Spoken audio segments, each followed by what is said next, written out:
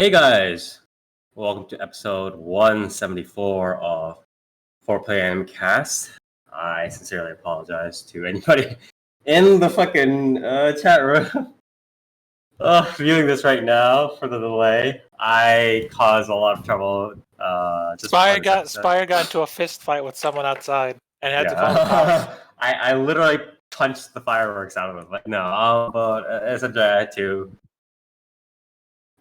Someone was blowing up their entire fireworks storage, which I believe is probably a fireworks store and a half, for the past 30 or so minutes at 10:30 p.m. in the evening on July 10th, by the way, which is the day we're recording this, which I would say, 5-6 days after it being July 4th is mildly unpleasant.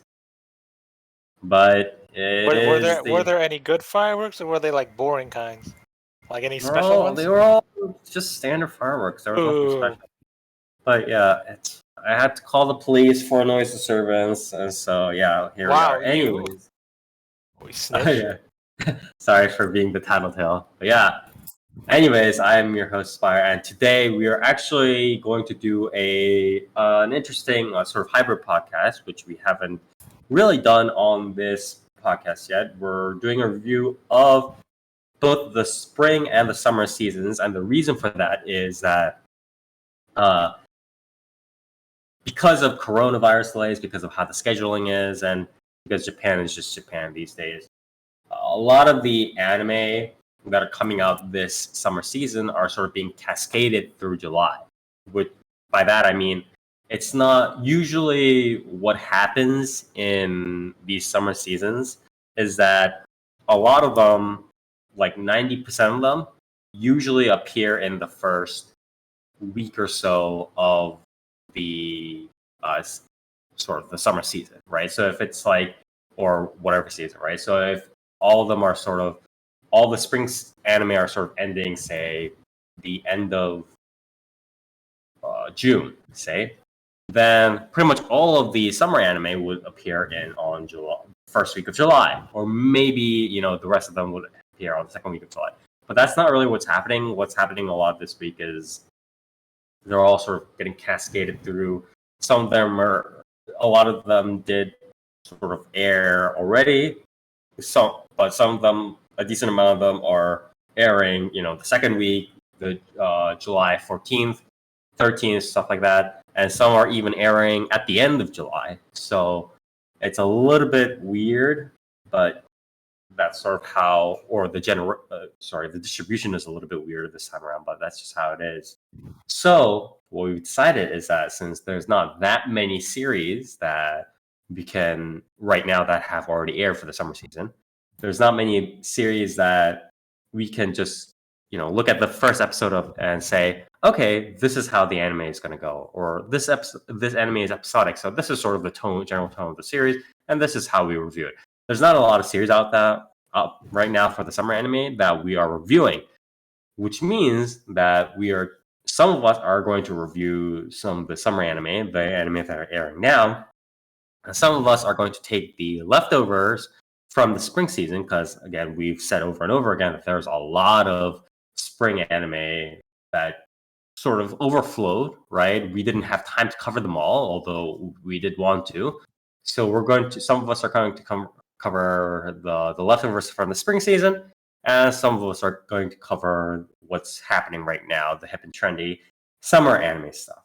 So yeah, again, I am your host Spire, and with me are my patient and ever-loving compatriots. Dark. Hey. Nier. Hello.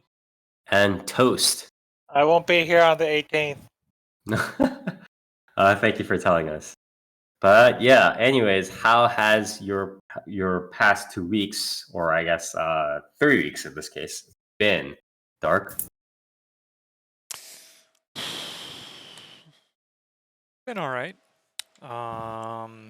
Started doing some more FGO stuff. Got the third fucking whatever that ruler's name is. Nier knows his name.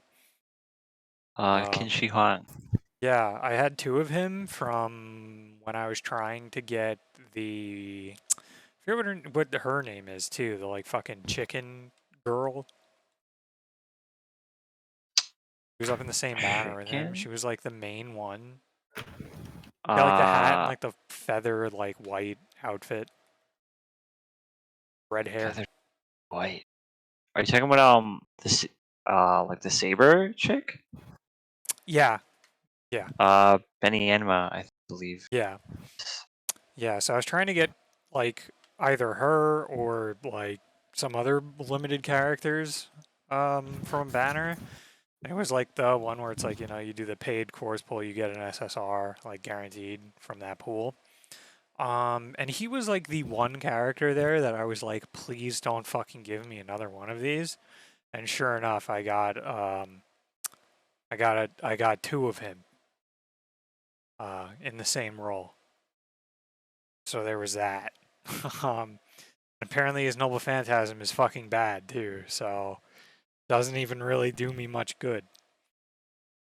But other than that, I got Da Vinci Rider, so that was pretty cool. Da Vinci.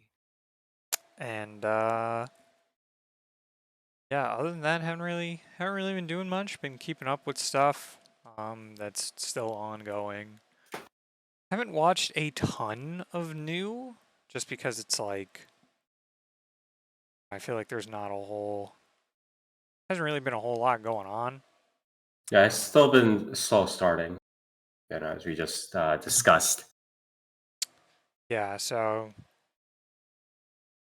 been trying to start new stuff when it comes out, but not a lot has come out. Other than that, I started playing a Chinese MMO that just came out. Swords of Legends Online, which is just unabashedly Chinese, and it's pretty fun. Even the title, even the title sounds Is a fucking like the Chinese only thing it's Three missing, Kingdoms fucking Thunder Emperor God. yeah, the only thing Thunder it's Emperor missing God. is like of the heavens, like Yeah. Of the Thunder Emperor Oh, God. don't worry. Yeah. There's like some of the heavens like fucking quest line or some bullshit Yeah. that goes on too. Yeah, like the story starts and they're like the 3 legendary swords, and it was just Classic. like, yeah, just the most fucking Chinese looking armor on like all the legendary like class characters and shit, and it's pretty awesome. So that game's been fun. It's action like oriented combat. It's got some pretty interesting like skills, so not bad Okay. for a buy to play game. And yeah, that's pretty much been it. Okay. Thank you, Dark. What about you, Nier? Well, I've also been, been playing quite a bit of Fate lately. The anniversary for Global happened. So, we got a bunch of goodies. Quite a few quartz. If you've been playing, because a lot of them are tied behind like, progressing through like extra quests and stuff. Oh yeah, I got a 150-day login bonus today of 30 quartz, Yeah, which that's normal. but I haven't logged in for 150 days on the WoW. It's cumulative. I definitely haven't done that. Well, then I think it's just fucked up. I mean, it might be. It's every 50 days. You get 30 quartz. But yeah. So they do a bunch of goodies. They did the guaranteed SSR, which I also rolled. I wasn't too happy with mine. I got Mysterious Heroine X, the assassin. I kind of don't really need an assassin right now, but I also spent way too many quartz rolling for Ryder Da Vinci. But in the end, I did get her, thankfully. She's quite strong, so I'm happy about that. And also, Shadowverse, as usual. Like Shadowverse. Shadowverse new expansion pack came out. And boy, was it rough. How did you like the meta, Nier? Wasn't that fun? Yeah, I wasn't playing. I was. It was pretty fun. Yeah, I straight up skipped out on Shadowverse for I don't even know how 2 long. weeks. I think it was like a week and a half ish. Yeah. I think so. So the expansion came out, and there was a few cards that it's very clear that side games like just didn't really test them. Because the whole expansion is like the return of the Natura and the Machina keywords. It's like a story centric expansion, sort of celebrating like the history of like Shadowverse's story, which is fitting because it comes out on like Shadowverse's 5th anniversary. A very cool expansion thematically. But then the new cards come out, and for some ungodly reason, they decided to give Havencraft the Natura cards. And if you don't know, the Natura cards are a lot of them generate these tokens that a lot of the players just call trees. And they're these one cost amulets that whenever you play one of them, if there's one already on the field, it destroys it and it will cycle a card. It'll draw you a card. And so you can essentially play a shitload of amulets for very little cost. Which, on the surface doesn't really sound that bad, right? I mean, it's just a one cost card draw, right? But then you throw in this other card that Havencraft has had for a while now, a couple expansions, I think, called Jotalant. The elephant. And his effect was basically a giant wall of text that essentially boiled down to the more amulets that you had destroyed in the match, the more insane his effect would be. And it essentially, if you destroyed enough amulets, you would slap down this card on turn 7, and you would banish your entire opponent's board. You would flood your entire board. You would do 12 damage face to the opponent, and you would heal for 12 damage. And it was very, very easy, obviously, with these one-cost cards that just destroyed each other and tallied up as destroyed amulets. And you would basically just lose. And it doesn't help the fact that the deck had like insane momentum and like just control power. Like it would not lose to like early aggression, stuff like that. So yeah, that deck was like absolutely insane. It was completely busted. It was absolutely dominating the meta. And to make matters worse, there was another deck that was absolutely insanely busted. And it was Forestcraft, which was capable of just like playing an absolutely insane amount of cards because they gave them all these cards that like are super low cost and they've already had 0 cost tokens for a very long time. And that enabled like this one new card that like whenever you played an X amount of cards, it would evolve and then gain Storm, and then it could attack you 2 times for 8 damage. And this usually happened around that one. I saw turn that like one. 5, 6. And there was even a clip that I saw where somebody got like OTK, like 1 turn kill on turn 4. And it was like, okay, dude, like this is definitely the least healthy the game has been in a very, very, very long time. And luckily, Cygames was relatively quick to roll out the emergency nerfs. They nerfed Jatalant into the absolute fucking ground. He's basically unplayable now, as is Cygames' tradition in nerfing cards.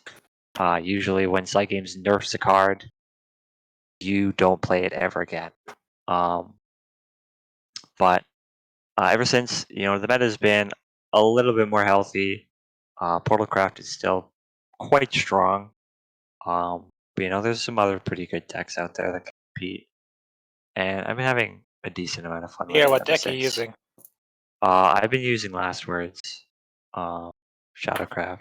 I'm using Rally Sword. It's pretty fun. Yeah, Rally Sword seems quite strong.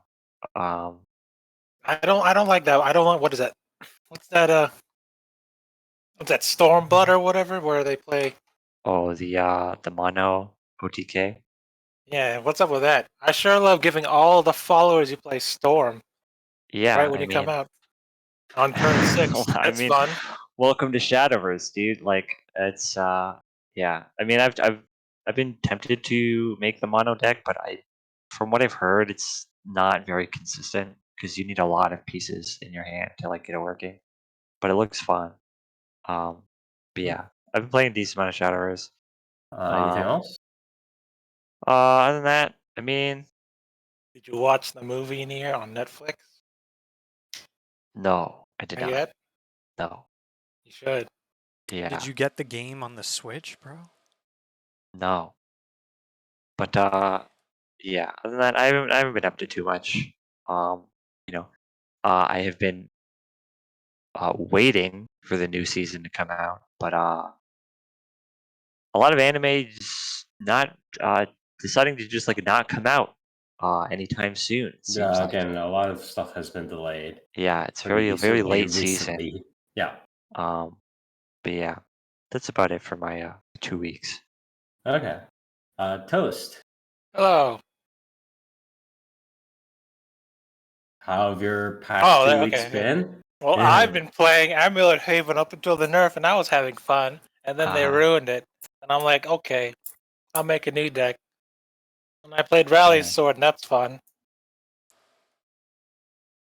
And then I watched Hathaway's Flash. Pretty good. It has Jollibee in it. Yeah, the hard cut to the fucking Jollibee is like honestly kind of scary. I mean, it's the very first. Okay, so the thing is, I thought it took place in Australia because they were talking about some sort of Australian splinter cell terrorist cell, but no, it takes place in Davao City, which is in the Philippines. So the moment they land and they leave the fancy hotel they go in, the first the first prevalence shot in the movie is, oh, there's some botanical garden. Botanical garden? Who cares? Here's the Jollibee bee right in front of your face, and it's like, really? You're gonna have Hathaway eating a chicken joy, and what is it? This freaking what is it? Jolly steak? It's full like Christmas KFC kind of moment there. Jolly steak with egg, and it's like the burger steak, and I'm like, really? And it trails on the Jollibee beef for so long. In that one shot, is it like PPL? Or is it like product placement? What's happening? It's gotta be. It's definitely product If it placement. has freaking Jollibee, that's a real thing. So It's like a yeah, I know. We know it's it's a real thing. We're just it's like an extreme close up of like the Jollibee. They didn't even change the name. Like they you know do, how like, they don't they you know how they change the name for like yeah, no, it like says Jollibee and then really it's straight up Jollibee. Yeah, that's straight up fine. Jollibee and then the chicken joy, and I'm like, what? Yeah. So that was fun, I guess. Other than that, the movie, like 90% of the movie's in the dark, so they can kind of hide the weird 3D mobile suit CG. Because to be honest, was it Sea Gundam and Penelope look like ass in 3D? Yeah, Because they're big, like, bulky the triangles. Regular ones, the regular Gundams, I have no fucking idea what models they are. But like the You one mean, that like Goffman has, and then like the ones that are just like the police ones on the street. Yeah, the Messer, the Jagans, and the Gustav Karls, they look fine. Those look fine. Yeah, because they're what, right, rectangular. Yeah, so they they're look very good blocky. Yeah, but the freaking C and Penelope, they're triangular. Look like ass. Good looking movie though. Very good looking movie. Definitely feels like a movie. Movie budget. But yeah, there's gonna be 3 of them. This is the first one, so I hope to see more. Well, no, they left Davao City, so there won't be any Jollibee. Hopefully.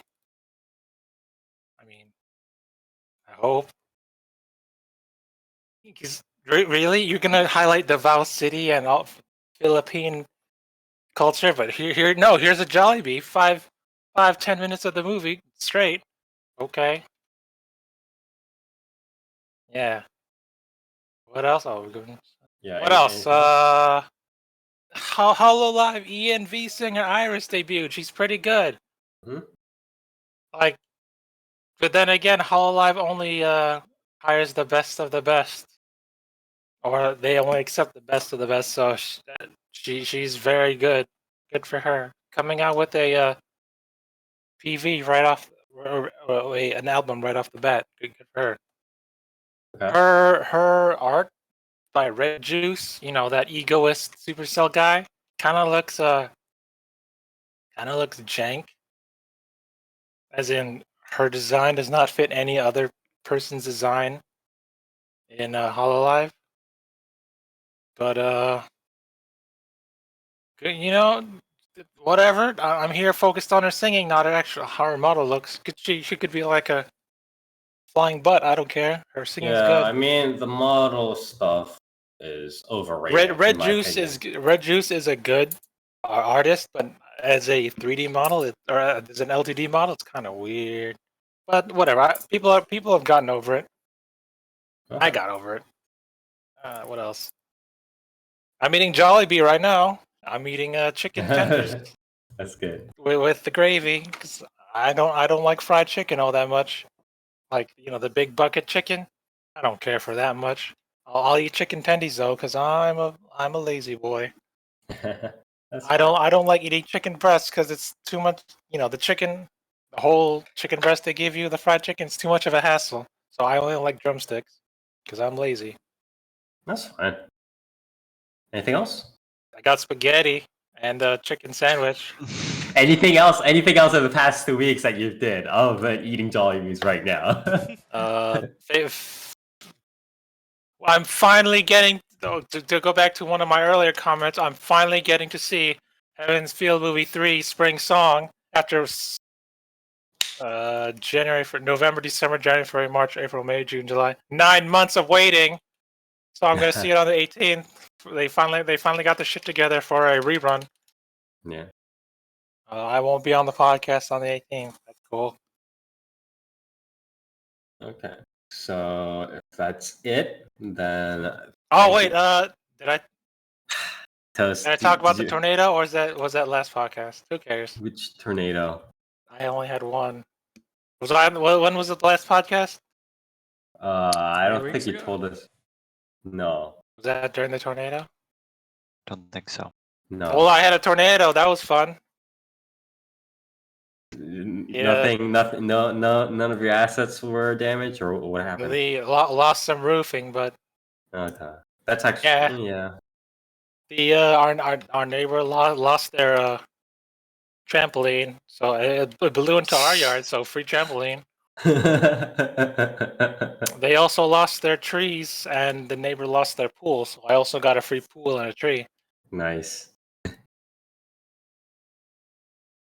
Anything else? yeah, a whole church got destroyed. That was cool.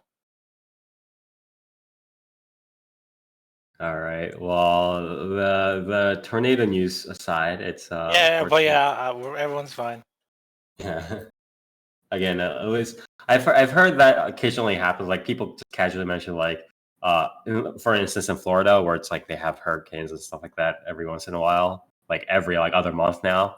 They're just like, yeah, I just lost some of the roof and stuff like that, and it's like very casual. It's become very casual essentially. And any part that's not. Well, that's because of the swirling winds. They sometimes skip over some houses, so it's not a straight line. But yeah, you know those movies where it's where you get the shaky cam and it's super loud and your entire house shakes and the lights flicker. It was like that. It was pretty cool. I mean, I woke up to the tornado alarm on my phone. Mhm. And then it was like, here's a tornado, and I'm like, okay, whatever. And then my entire house started to shake, the lights flickering, and I was like, oh fuck this. Yeah. Well, I was like, this is not. At that point, you're just like, no. This is not a thunderstorm. This is advanced thunderstorm. So I went to the basement. I went back to sleep. You went back to sleep. It only lasted for like an hour. 'Cause after that, everything stopped. My brother came home and he's like, "Is everything okay?" And I'm like, "Yeah, I'm good." Okay. Yeah, fun Yeah. cleaning up the aftermath. Yeah, But it's that's it. Again, very But unfortunate. pretty eventful 3 weeks for me actually, compared to usual. Yeah, again, unfortunate that it happened, but the fortunate thing is that there were no injuries or anything like that. So There were I'm injuries, but no glad. one died. That's the thing. Yeah. Yeah, tornado would not want that happen again. Yes. I wouldn't want that happening to you either. Yes, no, it's not pleasant. Anyways, thank you, Toast, for your 2 weeks. As for me, I 3 have weeks. 3 weeks. Excuse me. I apologize. I haven't been having too much either. Actually, it's been raining a lot these past. I'm not sure why. There was that fireworks display and a half that happened, and again, it's been 4th of July week and everything else. So, well, I mean, the usual thing in America is for some reason or another, um, a lot of people start shooting off their fireworks like 2 weeks before July 4th weekend for whatever reason. Nobody's sure why. People just kind of do it because they're assholes or because they just have fireworks or some shit. So they just start shooting off fireworks at the end of June, and you're just like, why? Just don't. Please stop. But they don't stop, and you're very sad. So Don't you know what today is, Fire? Today What? is don't National Kitten Day, Don't Step on a Bee Day, National Pina Colada Day, and pick Blueberries Day. So you Nice. gotta launch fireworks for those. Yeah, that's true. I apologize. I'm sure there's a bunch of reasons to celebrate that. But yeah, there's not been too much else going on. And as some of you might be able to tell for my sniffling and coughing, I'm getting off the bad end of a. You got the thing. You got the thing. No, I did not get COVID, but You have your vaccines? Yeah, I got my vaccines a long time ago, and I did testing just very recently just to check that I didn't get it anyways. But my sniffling and coughing is from a little bit of a bug that I got over July 4th weekend that I'm again slowly recovering from. But it's been a little bit of a long recovery for one reason or another. A little bit weird, but it is how it is. Hopefully it'll be cured soon. And yeah, other than that, I haven't been up to too much. I'm playing some games here and there. How are things in VN land, Spire? Because I forgot to mention, I got 2 spicy ones lined up. I'm afraid to ask which ones though. You want to know which ones? Which ones are they?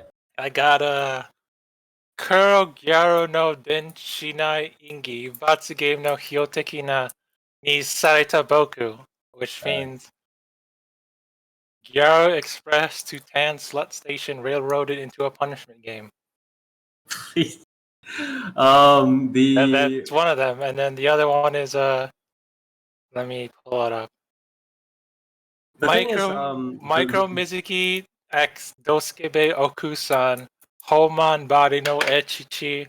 I'm literally slumping back into my chair as you're reading these titles out. So like, what does that one mean, Spire? Here, let me copy and you paste. Want me to read that? Yeah. What? Translate this one for me. What does it mean? I want to know what it means first. I mean, micro music seems pretty obvious enough. It's micro like bikinis, swimsuits, and stuff like that. And the Oksan is just like wives. So I guess there's like cheating kind of stuff going on. I guess that's how it works, right? I don't know. Yeah, Homan means like sort of like plump, like voluptuous, kind of that sort of stuff, like voluptuous body. And can I Can I not translate this, please? What does it mean? I want to know because I got a subtitle and I'm like, is this really what it just says? It just means like micro swimsuits and perverted wives, plump body, the what is it? The ecchi, what is it? The ecchi temptation of voluptuous bodies or plump bodies or whatever it is. Because the subtitle I got was just bikini tits. That's I mean localizations, right? What was that one localization?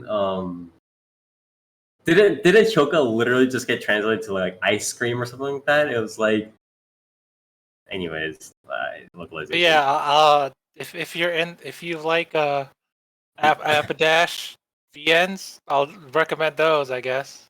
Yeah, I don't really like Or reading that stuff. Appetite.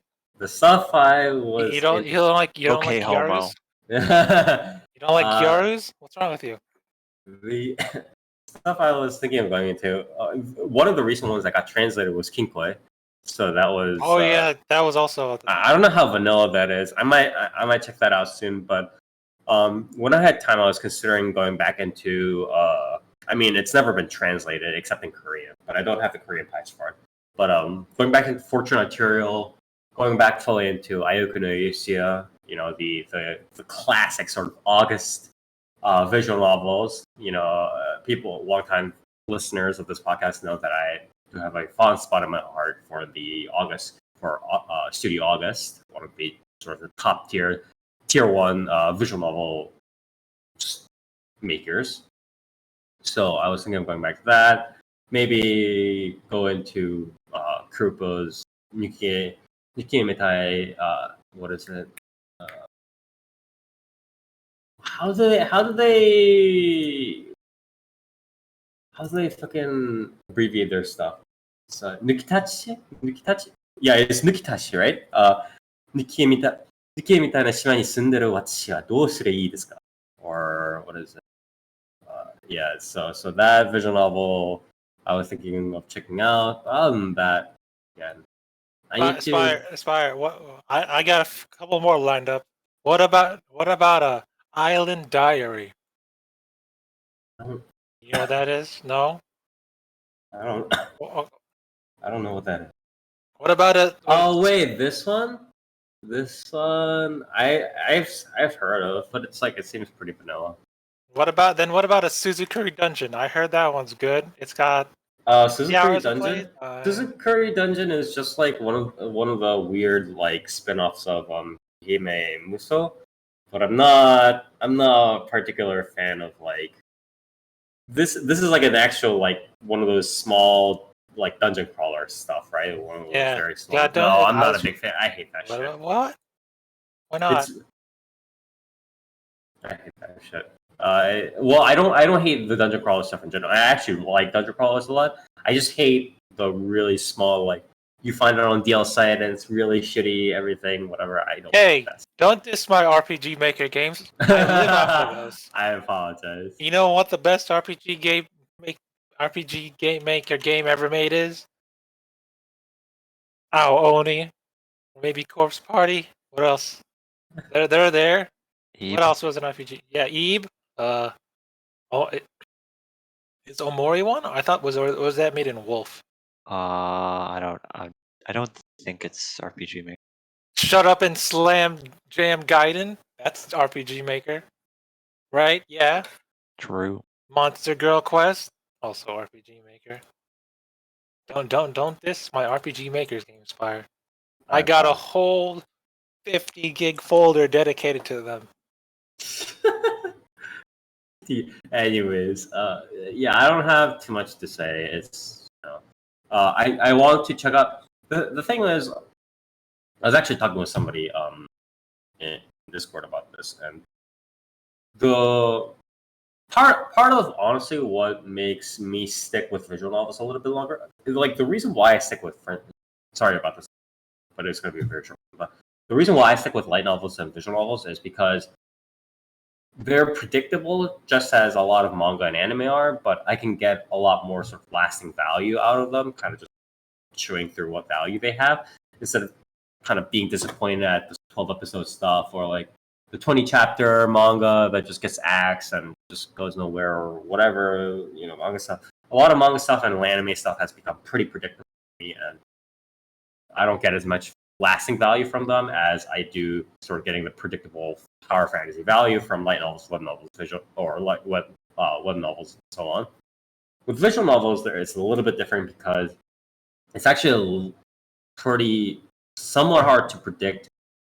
I mean, I've gone through a decent amount, but it's still hard to predict the general pacing and the quality of dialogue and everything.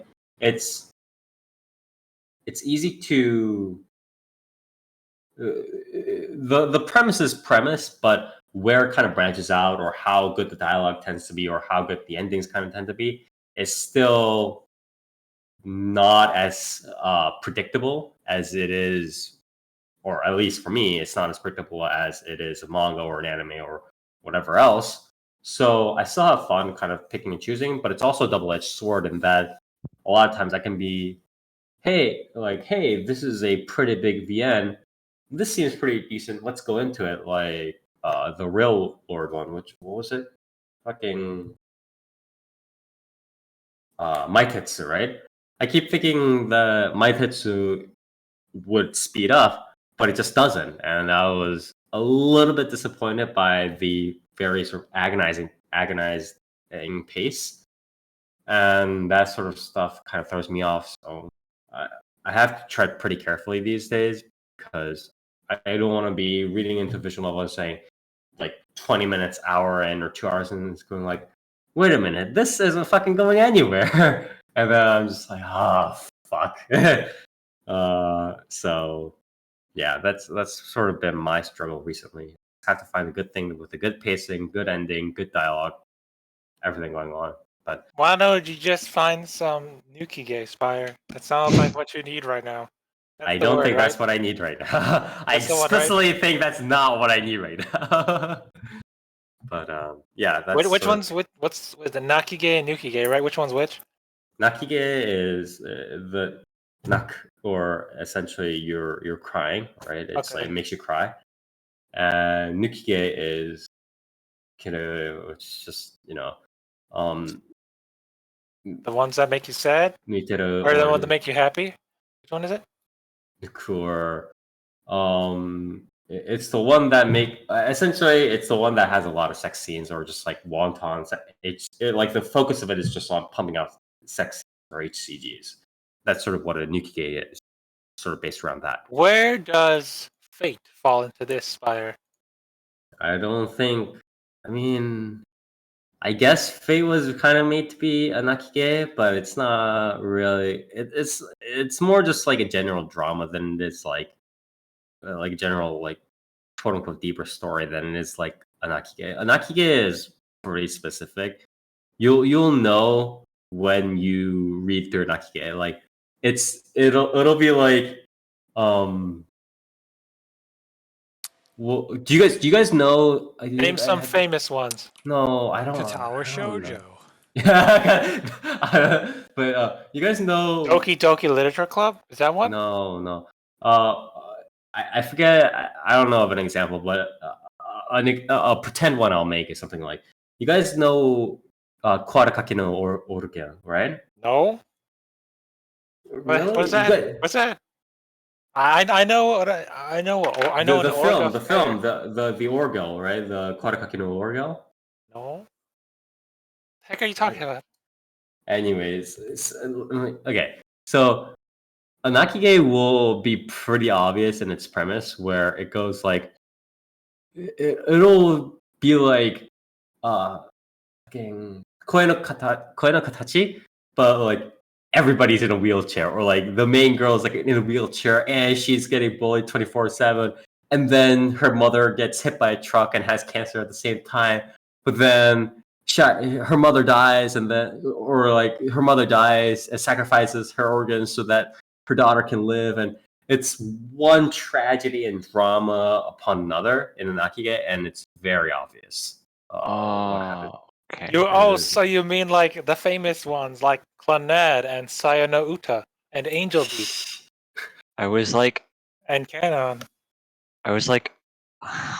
what series is Spyro talking about? But now that I looked it up, yeah, I remember. A silent. I should have. Sorry, I should have said the English. Yeah, a silent voice, right? You know how it's like it was already sad enough, right? Where it was Yeah. like the boys and everything happening. That much is like, well, silent voice could almost be considered Nakige if it was made into like a visual novel. Well, not even. It could even a silent voice isn't melodramatic enough to be put into Nakige category. you mean Nakige like is just full on. Just you. This bitch is getting run over. You better cry right now. That is the Yeah. premise is pretty much straight on. It's a melodrama. so like the famous movie I Want to Eat Your Pancreas. I like that one. Yeah, okay. Yeah, but Okay. but yeah, it's very apparent. Anyways, that's pretty much it for my past 2 weeks. Not too much going on. Again, sorry if I'm trying to if I accidentally cough or sniffle a little bit throughout this podcast, but I'm just like Don't on worry, the recovery Spire. We all got our shots. mode. We're safe. I'm not. I didn't get COVID. I literally tested negative for COVID like two days ago. But How yeah, do you know, Spire? You have to wait 14. You got to wait 2 weeks before and test again, just to make That's sure. that's not how that works. That is not how that works. But If you're coughing now, and you got to wait 2 weeks to see if it really was that. Otherwise, it might be something no. else. that is Takes not how 2 COVID works. but that is not. But yeah, anyways, moving on. Let's start off with Toast. What do you What? have for us today? So speaking of a drug or speaking of vaccines, I watched. I'm one of the two cool people in here who's watching a new series this season and not reviewing an old series. Right near. Uh-huh. So I watched Kusushi no Slow Life Isekai ni Tsukuro Drugstore, or as I like to call it, Isekai Drugstore. Get it? Because you can get vaccines at your local drugstore. Check it out. Yeah, that's. By the way, this isn't.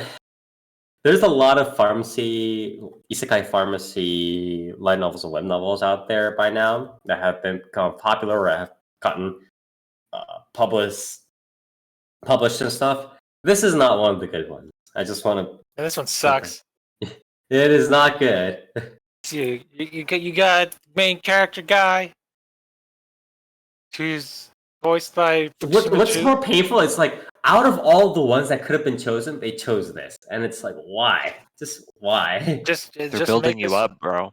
Yeah, make this one and forget it because Just give me the it's best pretty one. forgettable.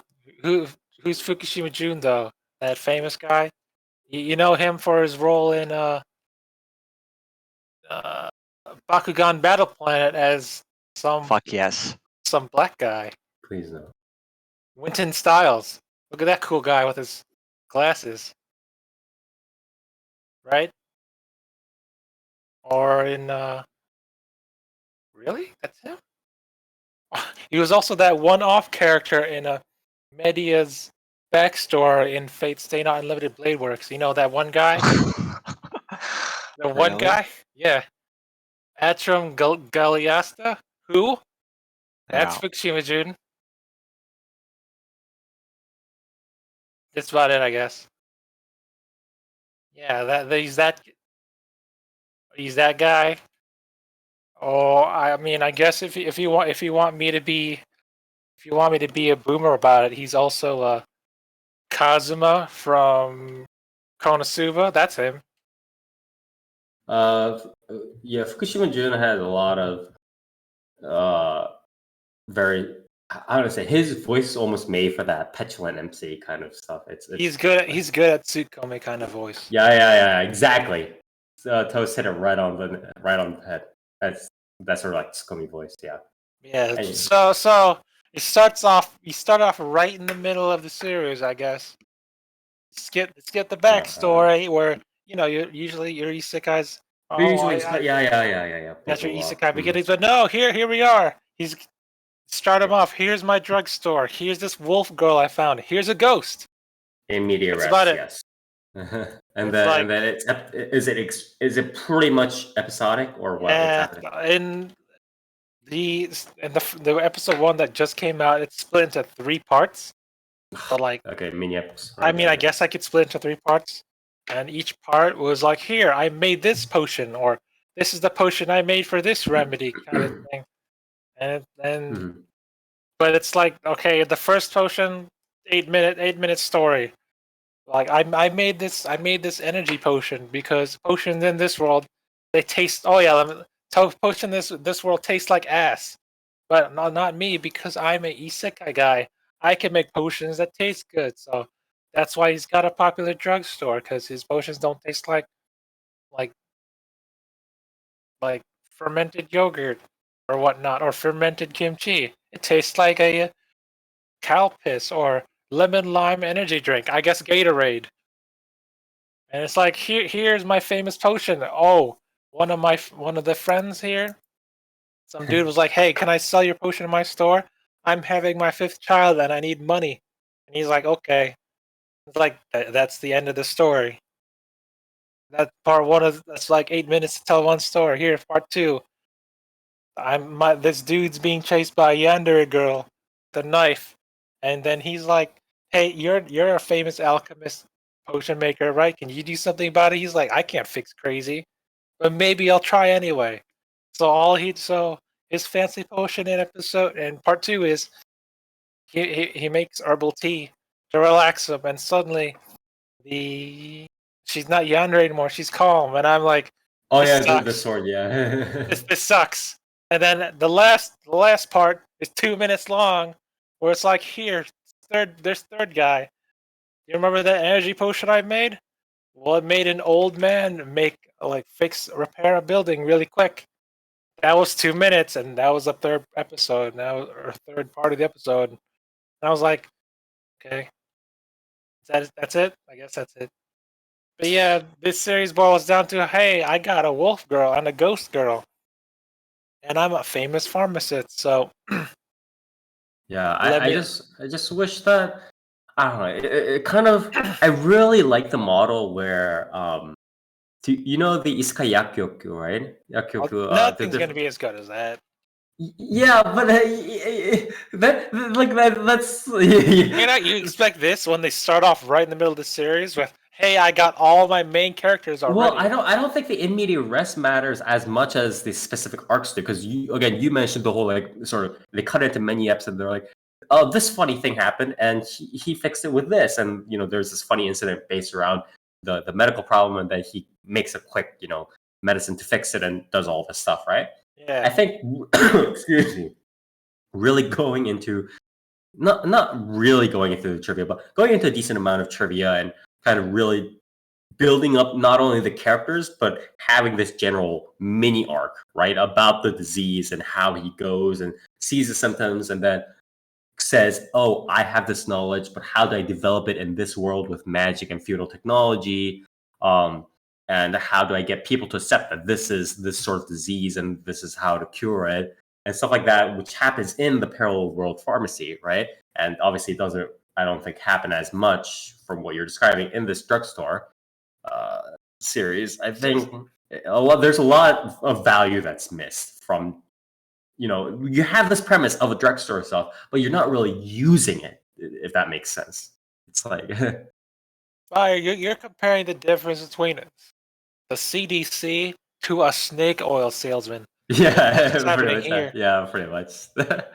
I mean, his it's very potions work possible. because it's magic, and I'm like, okay. Okay. I might like when you simple it down to, hey, I pick an herb, I grind it up, I throw it in some water, and I shake the jug.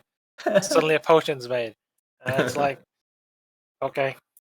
But yeah, why does this series look so pale though? It's got really bright pastel-like colors, and I was like, what? Why what's does this the series studio? look like that? It's EMT Squared, which I looked up. Mm, They also did Renai Boku, Love Tyrant, which also Mhm. had these pastel colors. Assassin's right, Pride. right. At leleast Assassin's Pride had good coloring. Yeah. Kuma Kuma Bear. Oh, and Kuma Miko. Yeah, that's what I expected. This is a really bright isekai world. Looks straight out of a fantasy book, fantasy tale. Yeah. Speaking of bright ass colors, why is it that what's the word for it? Like overbloomed or whatever? Lots of bloom or over whatever. It's saturated. Why do recent hentai have this same coloring in the animation? What's up with that? I don't think it's well. I was watching, what is it? Tante Jimusho, and it has the exact same color palette this show. What's up with that? Is it because everything's so bright? So you gotta be like, oh, it's mostly in the daytime. Let's all give them all bright colors. I think it's less that. Maybe they're being lazy. Yeah, I don't think it's less that anime is like devolving back into like that stuff. I think that hentai, the studios or the independent sort of groups that create these hentai OVs and so on are slowly catching up to using more and more of the techniques that they sort of the bigger studios and so on kind of just generally use, and kind of just utilizing that on the fly more and more probably. Why can't everyone be as good as Majin Label or Bunny Walker? Is what I'm saying. Those are good. Because if you see, what is it? Pink Pineapple? Oh boy, I sure love moving pictures. Because it's you know how people made a fuss about how what was the show on Netflix?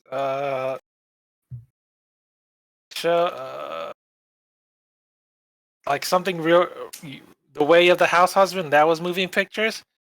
Well, imagine if all your hentai look like that. I'm looking at you, Pink Pineapple. Yeah. Where was I going with this? Oh yeah, the colors. The colors are they're too bright for me. Tone it down a little. Maybe it's because it's an isekai and it's not supposed to be realistic, but it may make it more like real life. I don't want to burn my eyes when watching this. But then again, it's probably just a studio because it's EMT squared, and like I said, most of their series have this. Mm-hmm. Voice actors. I don't know. I only know Fukushima Jun. I don't know who Matsuda Rise is. I feel Rise like Matsuda. Kimono Friends? I don't know. Let's see. I'm looking this up. Eurocamp Akari Inuyama. Who? Shoumin Senp. Well, I see mostly supporting roles in here. Yeah, she's probably. So- I mean, she's probably been working, but no breakout roles. So yet, this is actually a breakout role. She's a main character. Oh, The okay, Wolf Girl. okay. Yeah. So good for her. Who else? Just in the first episode, Akane Kumada. I guess she's Ellen in Slime Tensei. I get okay.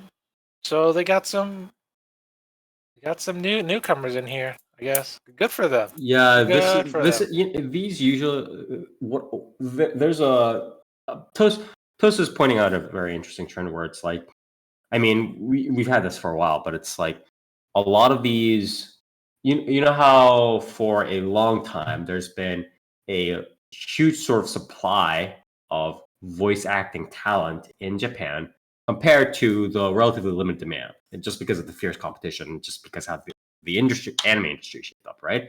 So for a long time, a lot of these people just kind of had nowhere to go, right? They did like small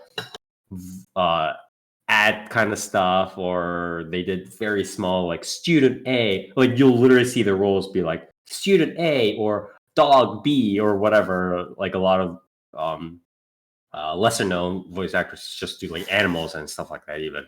But the interesting thing, and one of the, I guess, value points that the harem trend, the harem isekai trend has provided recently is that a lot of, again, isekais have these huge sort of harems, right? They have like the wolf girl, the dark elf, You always got to have the demi-humans. Yeah, you have like at least 6 girls. Even better if they're slaves, apparently. Yeah.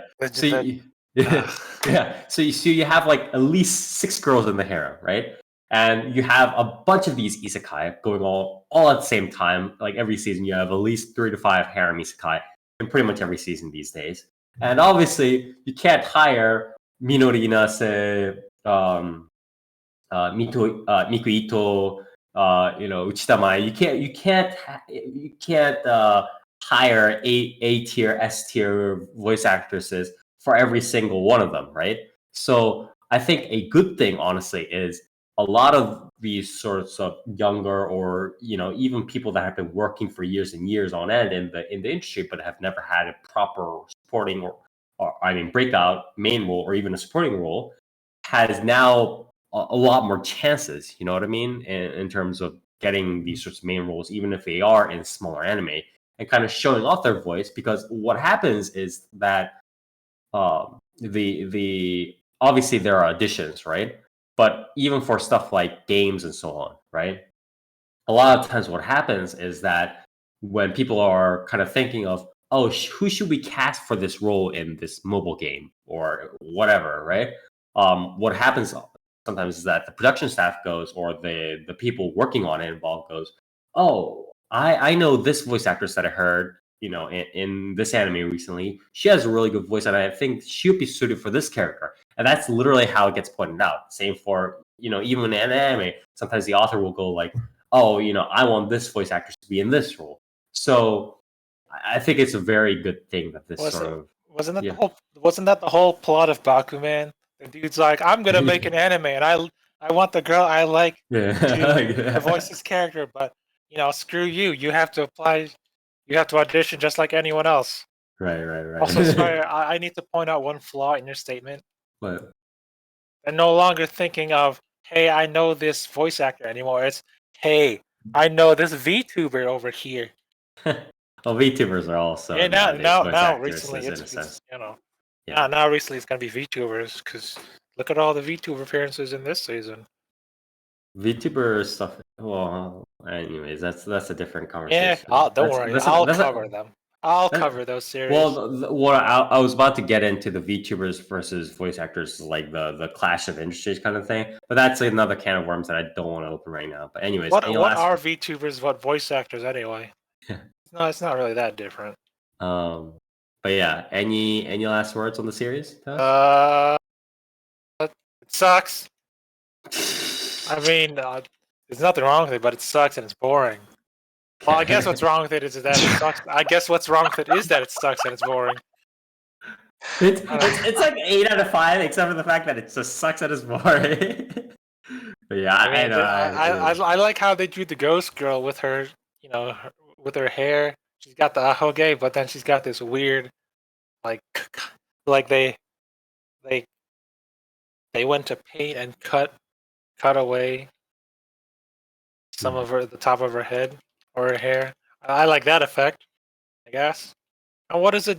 How does a ghost wear wool panties? Because one of the side stories was, hey, well, I need you to go to the store and pick up some wool panties for me. And I'm like, how does a ghost wear panties? Because that's how they met the crazy girl. She was walking down the street to buy wool panties for her. I was like, okay.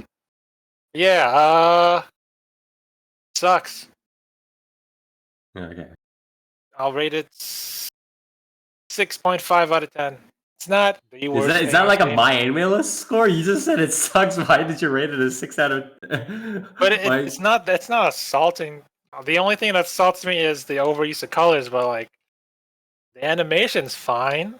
Voice actors are fine. Jun Fukushima's good. It's your run of the mill isekai, except it gets straight to the point.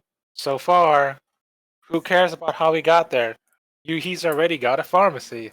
Let's just see what kind of wacky potions he makes. So that's why it's a 6.5 out of 10. You know what? No.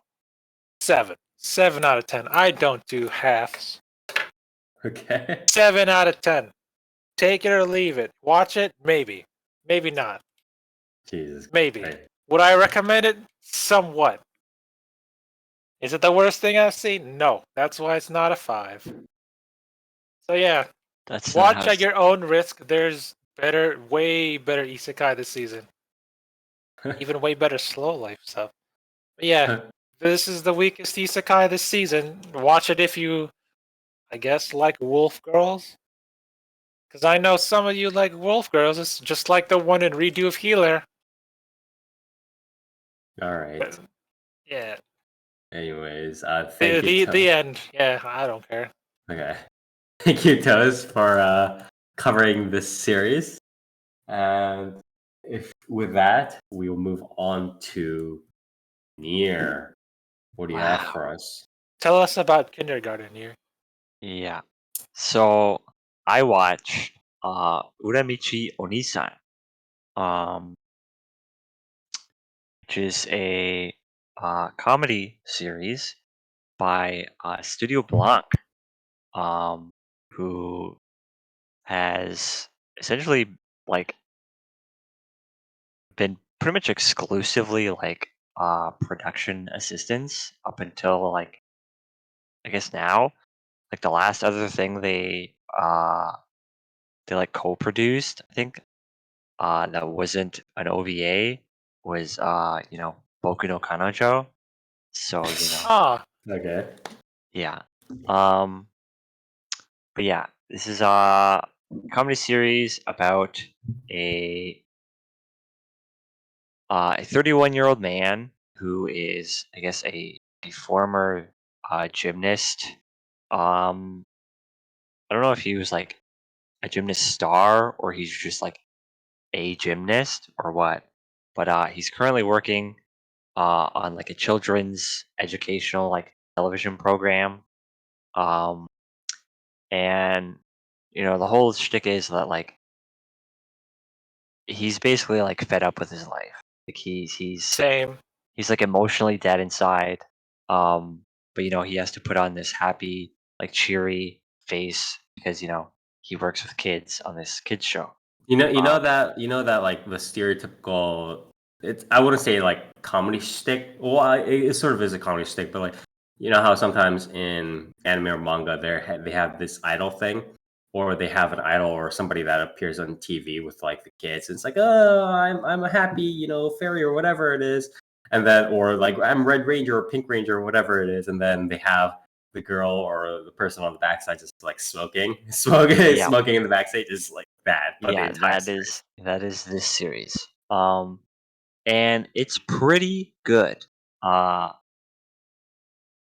so like a lot of the comedy, I think.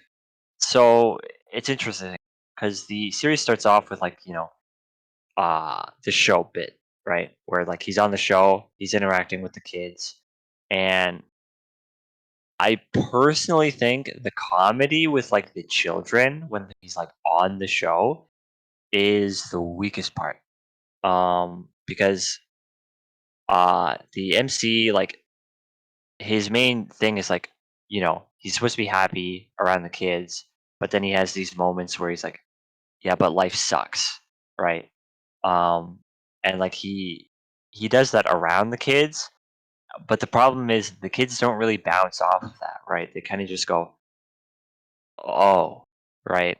Um, right, exactly. yeah. So there's not really that much of a back and forth when it's with the kids, but when it's like when he's like on break or like when his job's over and he's interacting with the other cast members, then it gets really good. Um, which I think is It's kind of like working, but for some reason there's like weird slight cut-ins with interacting with the guests, for example. Whereas in working, there were zero. It was like supposed to be family restaurant, but there were zero scenes with actual yeah, like guests. there were no customers. But yeah, I think this series is carried insanely hard by the voice casting.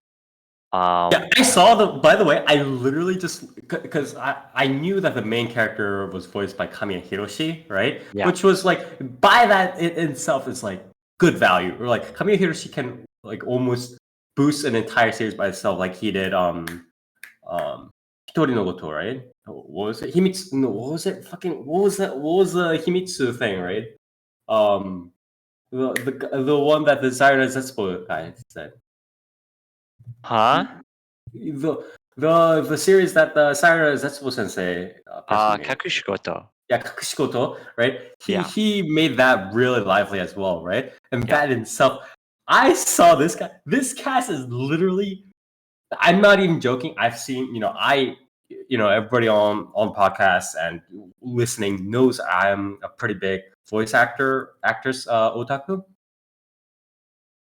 I'm not even joking. This is one of the most stacked voice casting lineups, like not like made by the anime, because there are some stuff like, for instance, I would argue that stuff like Symphogear in part, it contributed a decent amount to making Aoyuki, for example, and but it's still a pretty decent cast. But I would say outside of like, there hasn't been any casting recently that has really a star lineup as much as this. That's not It's a little insane. So how did they get so much money? Like, I don't know. What? Like I feel like it's weird too, because it's like this studio is just like, yeah. It's not like we're literally like, we are nobody. You have never heard of us. It's like that. What I keep bringing up the example, but it's like that one infamous incident with the Toho OVA, right? One was soundless and the other one had sound, but the one that had sound had like all of the A-tier voice actresses at the time just voicing everything, and you're like, how do they get all these voice actresses? Yeah. So the main character, Omoda Uramichi, is voiced by, of course, Hiroshi Kamiya. And then you have his like immediate, I guess, like kohais or whatever, which is the two guys that are in like mascot costumes that work with him on the show. You have Usahara Tobikichi, who's in like the rabbit costume, voiced by Tonkazu Sugita. And then you have Kumatani Mitsuo, who's in the bear costume, voiced by Yuichi Nakamura. You have Daga Iketeru, which is like, I guess they're on like a different program, but they still show up every once in a while, voiced by the one and only Mamoru Miyano. And then you have Tanano Utano, who's also on the other program with Miyano Mamoru's character, voiced by Nana Mizuki. By the way, these two supporting characters, Nana Mizuki, Mamoru Miyano, are literally like, they're famous outside of the anime industry. By the way, they're like, this is how serious it is. It is I know Mizuki Nana, but who's the other guy? Mamoru Miyano is nearly like, he gets a very like prince treatment in Japan. I assure you. Yeah, it's pretty insane. Famous and then guest of Tokyo Encounter. And then they have characters that haven't shown up. Let me you want me to go through them? I'll just list some names. Kenjiro Suda. They have Yoko Hikasa Yoko. Yeah.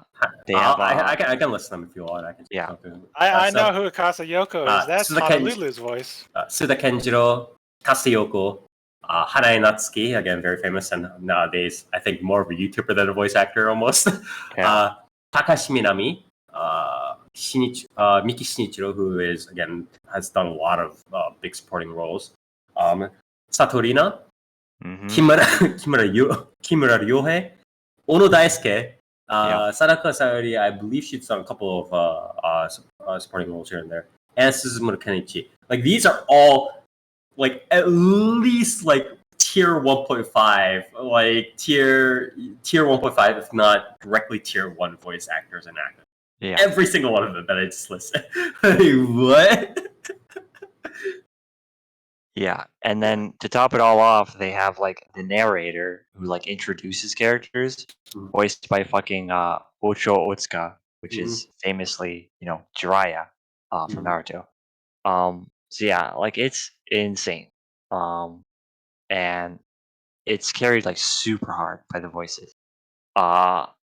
And like a lot of the comedy, like the comedy's really good, but like I think they're also doing some improv in there. They have to be doing some improv. It's definitely improv, because the best bit of the first episode, the absolute highlight, is fucking Miyano Mamoru laughing at dick jokes, and he is wheezing. Like there is no way he's acting. Like he is Exactly. absolutely he's completely out of breath.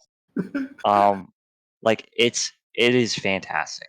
By the way, Um, you know how they do the recording these days, in the studio. I mean, not these days, but it's like assuming that you're not doing like COVID isolation. Do you know how they actually do the like usually do the voice like scenes like they have people like you've seen that, right, where it's like yeah, they I've have seen it. they have one person come up to the mic like speak or whatever, and then they have the other person either come up to the mic, or they have like a multiple bunch of mics like lined up, Yeah. and they all speak into it at the same time, or they have people sit in the back or stuff like that. It's either like a rotation or it's multiple mics. So they're always like looking at each other or like gesturing to each other or whatever, doing like random Yeah. shit. Like that has something happening. Like while that was going on. Yeah. But yeah, it's good. It is a Fuck, I want to watch it. it's very very funny. You know, in terms of audio visuals, I mean, it's standard, right? Yeah. Like I said, this is a studio that you've never heard of. I've never heard of. It kind of just came out of nowhere. They hired every single voice actor in the industry, and were like, Just make all jokes of them. at each other. I guess. Yeah. And it's good. Like I said, the I feel like the comedy with like the children is the weakest bit.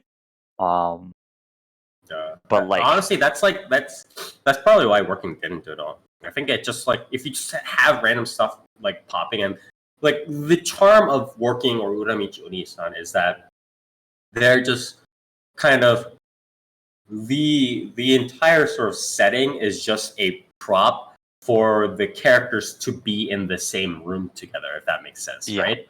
So the setting is much less relevant, although it gives like a slight starting motivation, but it's mostly irrelevant compared to the interactions of the characters with the others, right? It's not really like the whole like family restaurant thing gives some impetus to the starting of some episodes and Working, but most of it's just like when Yamada, goes out and does some random shit, or when what is it? The two, what is it? Who was the orange haired girl? I forget her name. Yeah, I don't remember. Yeah. When like the girls are trying to hook the girl is trying to hook up with like the MC and stuff like that doesn't have anything to do with family restaurant, right? So but Yeah. it's kind of like they're put together, so that's the charm. Yeah. Yeah. But yeah, I wasn't really expecting this show to be like as good as it is. I Mhm. do hope it can keep up the momentum, because this is a full it is a full length episode. It's a full like 20-minute episode. How many sort of like mini episodes are there in there? So it's kind of broken up like skit by skit, but it does follow like a chronological sort of thing throughout like the workday. And Mm. the first episode goes through like That's two interesting, actually. two Yeah. work days. So like it starts off where he's doing the show stuff with the kids, and then he goes on break, and then there's some comedy in there, and then he gets off of break and he does a bit more stuff with the kids, and then after that he's off work, and then he's interacting more with like the other cast members, and then like he sleeps for the day, and then they do another like cycle of that. Mhm. So It's actually it pretty might fascinating. 'Cause yeah, it it's might like, keep up. It might keep up that formula. It might change it up a bit, but I feel like it works pretty well. Um, Especially because like you know, typically with series like this, like you kind of just have like a skit, and then you just cut to another skit, right? And there's no real like cohesion between them, and it's kind of just like, yeah, they're just in the workspace, right? But with this one, it feels more like there's a bit of progression to it, which feels a little bit more natural, especially considering like a lot of the humor is involved, like it revolves around like working a job that you don't really want, like right, sort of exactly. being sort of being fed up with like where you are in life, you know, at your sort of like, I guess, quarter life or third of life crisis, you know, kind of thing. Um, but yeah, like it's good. It is a good series. Uh, I think it probably will resonate quite a bit with, you know, millennials, because like a lot of millennial humor Oh, is you like mean fucking boomers? uh no. But you know, a lot of millennial humor is very like self-deprecating, like, fuck my life kind of shit. Right, right, right. And you know, it's not, it doesn't lean that hard into it. It's not like, you know, fucking modern meme shit where it's like, yeah, life is pain and everything sucks, but at least Right, I have memes, you know? right. It's not quite like that. But it's the truth. Yeah. But you know, I do think it will resonate a bit more with people like that. I'm kind of surprised it hasn't like taken fucking Twitter by storm or some shit. With like screen caps and stuff. It's 'Cause it's too it's too busy doing Jahi-sama stuff. yeah, Sorry, yeah. yeah. But yeah, I mean it's good. I didn't expect it to be as good as it is. Um, so How yeah, long are the episodes? they're full 20 Oh, minutes. okay. And I think Mal says 13 episodes. So I mean, Wow, it's a full full series. series. Can't believe here's some boomer talk. I can't believe it's the time of year, time of this century when we have to say 13 episodes is a full series and not 26. It's been like that for a while, When but did it change? a while ago. But yeah, I do hope it can keep up the momentum and not like, you know, get tired. Um, Hmm. It's very dependent on the writing, but yeah. yeah, but I mean, the first episode is a very, very good first impression. Um, I would definitely recommend it. Uh, it's good. Yeah, I'm glad that I had a feeling it would turn out at least okay. I didn't know how good or whatever it would turn out, but I'm glad that it turned out much better than I was anticipating. You know what I mean? Because I thought it Yeah, would kind of be like a middling, kind of um like even sort of more mediocre than something like Servant Service, which was again in itself a little bit more of a derivative of working than anything else. But I'm glad that it kind of it kind of lived up to the voice. The studio got the money they needed from the voice actors, right? yeah, They yeah. squeezed the value out. Is what I'm saying. But yeah, I'm glad that happened. Any last words?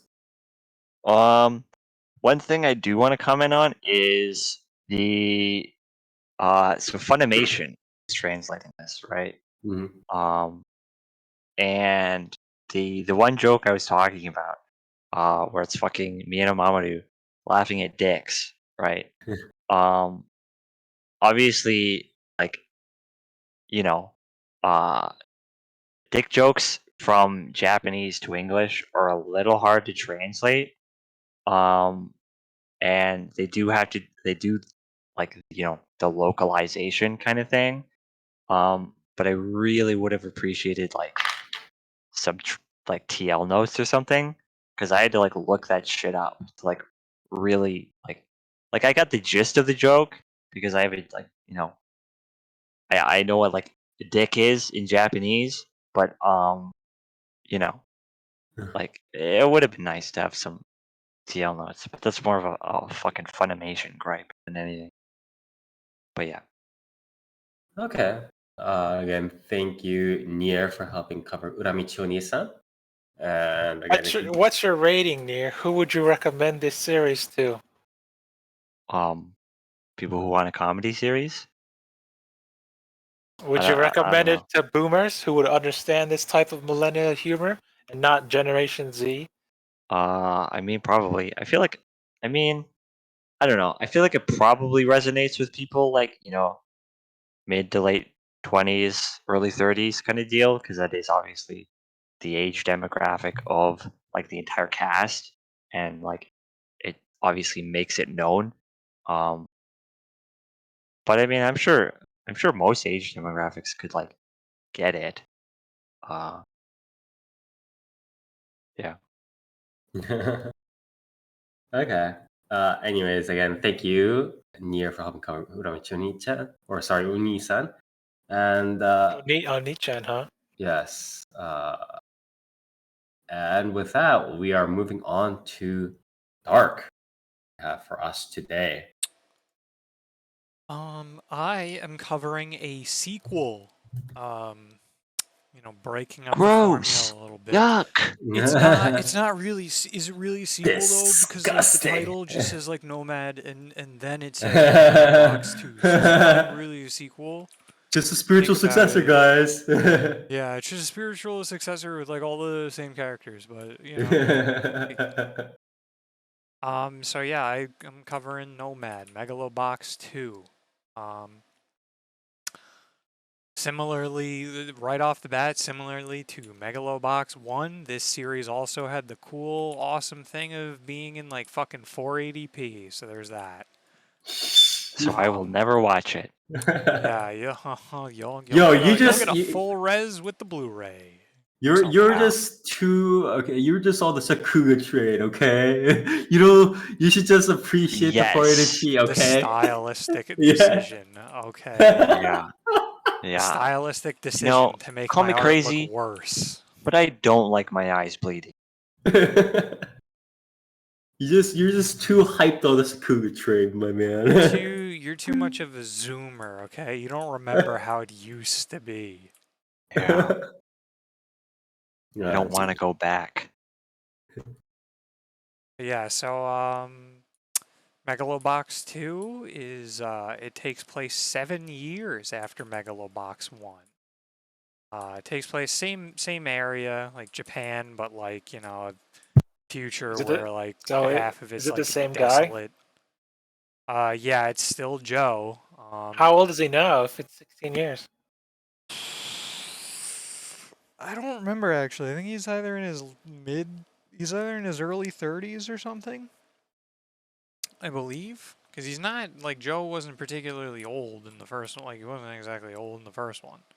So I can't remember if he's in his late 20s or early 30s, but somewhere in that range.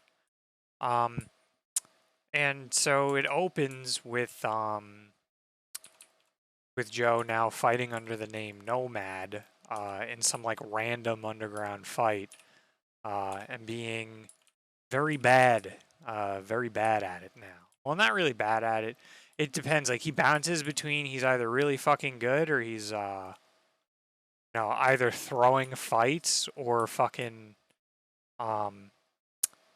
having withdrawals from the painkillers he's addicted to now. And like fucking getting messed up because of that. And so his big thing though is that like when he's not like throwing fights or fucking up, like he's basically just destroying everyone in underground fights, so he makes like really shitty money. Because everyone fucking bets on him because he'll just win. Right. No one really knows he's Joe, the champion, because he fucking puts like grease on his face and he has like a beard now and shitty hair.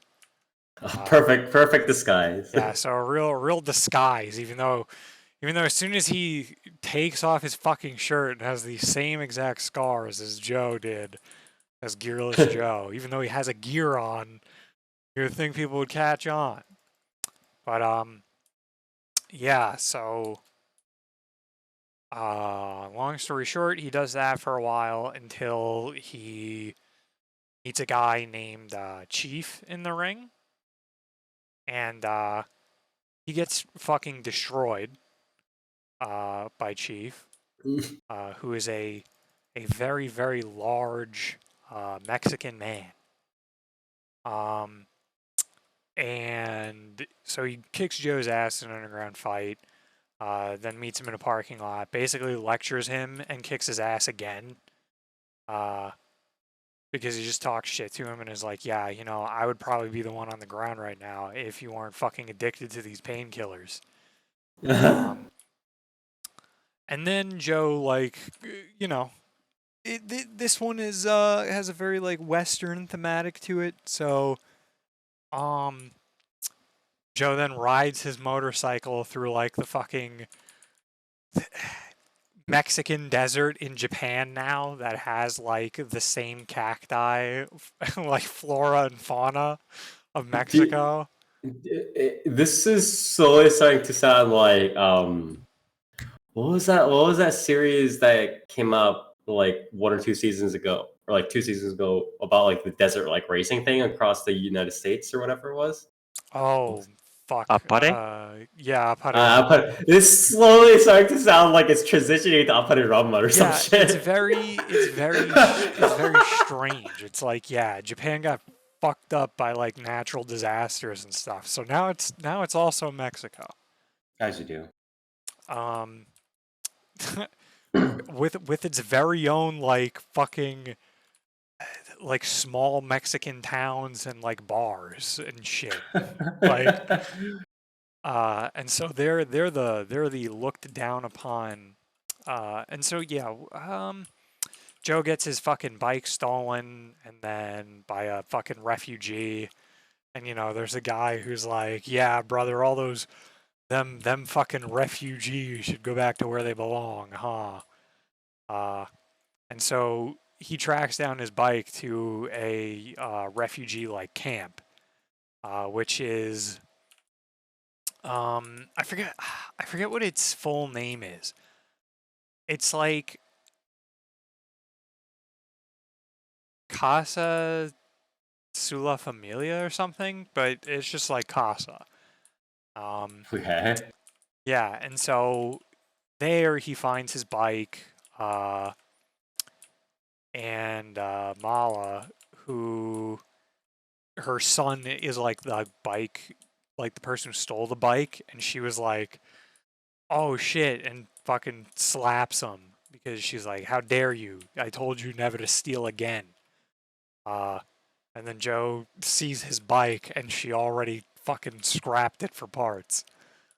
So he gets stuck in there with Chief for a couple days, and Chief basically gives him a pep talk, and he gets sober and cuts his beard.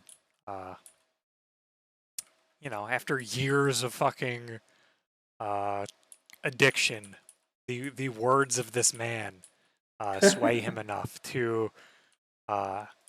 Granted, what was nice is they did show like Joe fucked up with withdrawal symptoms for like weeks on end or days on end, until eventually, like, you know, they were kind of able to help him get through the worst of it.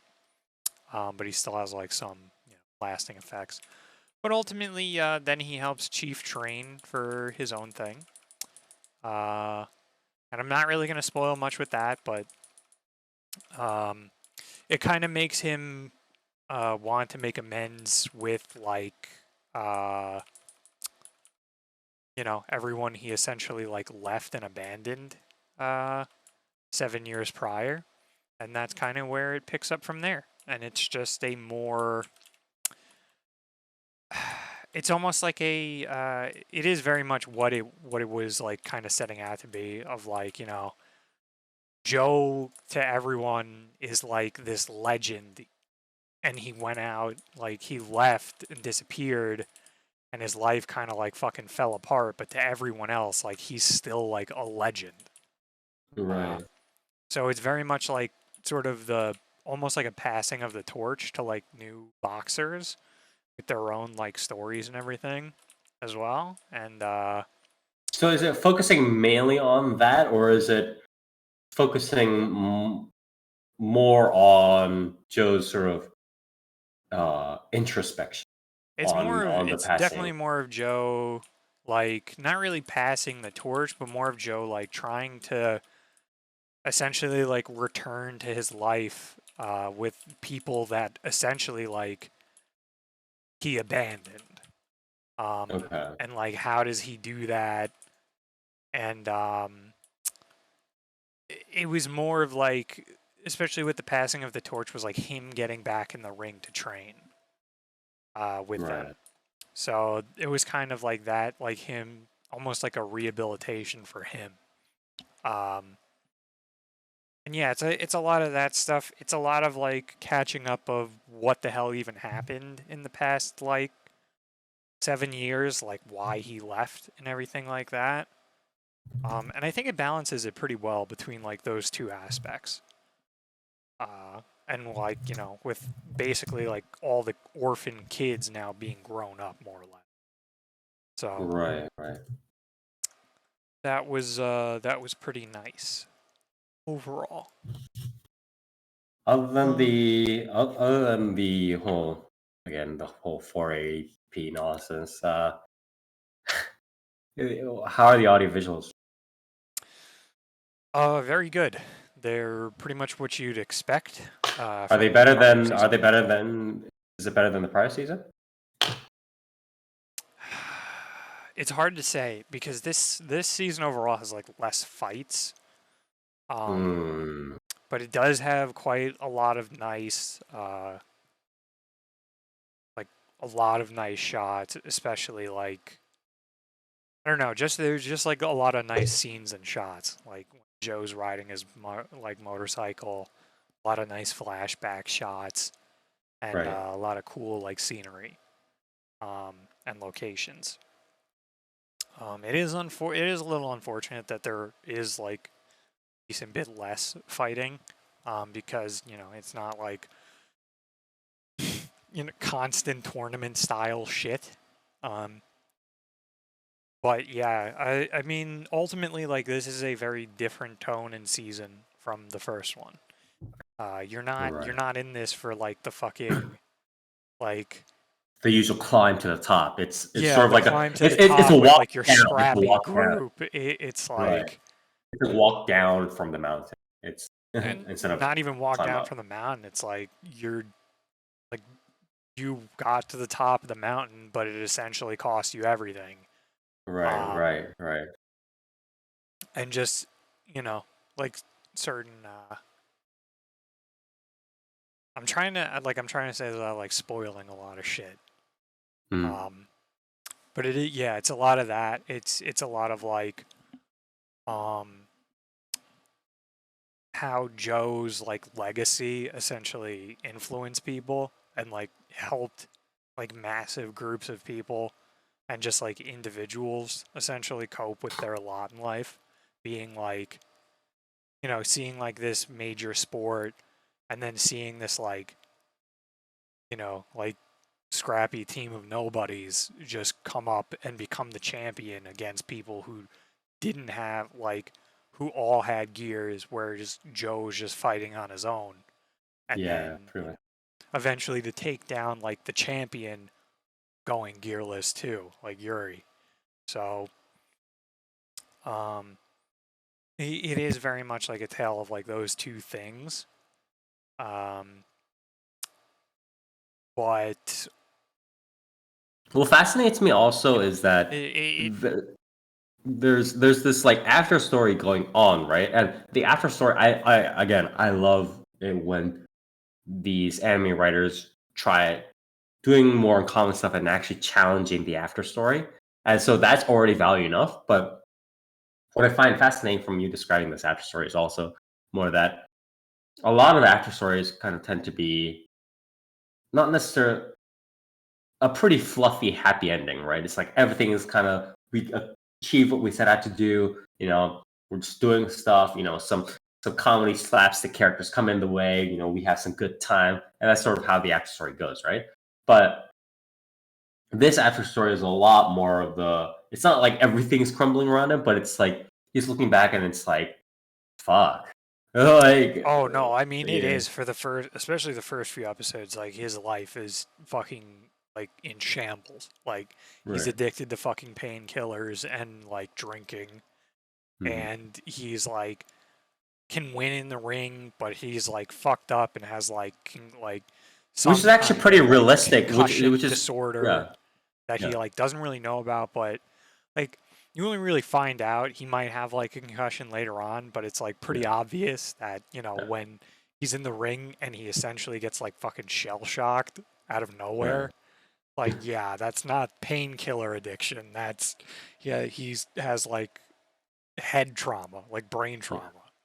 By the way, this sort of like everything kind of crumbling is like a big thing, like an actual real like consistently happening thing amongst, again, MMA, wrestling, stuff like that. Just like I mean, a lot of it's like not. contact sport like players. Yeah, now, exactly. like especially Yeah, like even with like how football many like stuff like that. football Yeah, players, do you yeah, see exactly. that just like Yeah, they fuck up their money, they like become addicted yeah. to shit, Suicide et stuff cetera, like et that. Yeah. cetera. Yeah. But it's like an actual thing that happens. So I just found that part of it, not the whole like if it was too cheesy, like everything is always crumbling and everything just always going to shit, like that would be a little bit too on the nose, I think, and No, it would have kind what of ruined is the quite series. nice is that through learning with Chief, like essentially Joe realized that yeah, I am the legend and I am a selfish piece of shit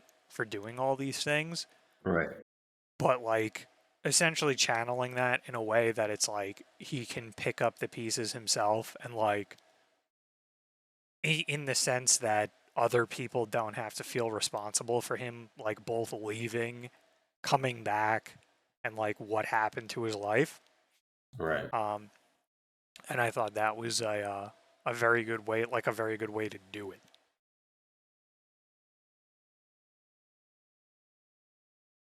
Yeah, I definitely thought I just really appreciated that. When I thought like the Megalo Box 2, like when it initially came out, or when it was initially announced, right? I thought that they would just be like, yeah, just stuff happening. He's maybe fighting more people, or he's just going out on a journey and doing whatever, and they'll try to spin it off as more of like an Aparerama Cowboy Bebop kind of shit. Um, and that would just be the day, right? And you'd be like, okay, whatever, more stuff is happening. But the turn it took was definitely very interesting. So Yeah, uh, it was definitely far better and like far more interesting than just a sequel would be, mhm. especially. Right, exactly. And just like I just Um, wander around places. That's all I'm doing, kind of. yeah, I mean it's also definitely way better than like because it's not like even in the flashbacks, it's not like nothing happened after season one. Mhm. It's not like he just leaves. So like a decent amount of shit happened where they could have done like some small stuff, but that just being like smaller flashbacks was way better. Mhm. And overall, like this series does, spoiler alert, it doesn't fucking end with Joe being in a fucking grave, or being a crusty old man in like a flash forward. It does Mhm. do a straight shot, like here's like the story 7 years later, um, Right. and then it wraps up in a way where it could be over. Um, like it could be over.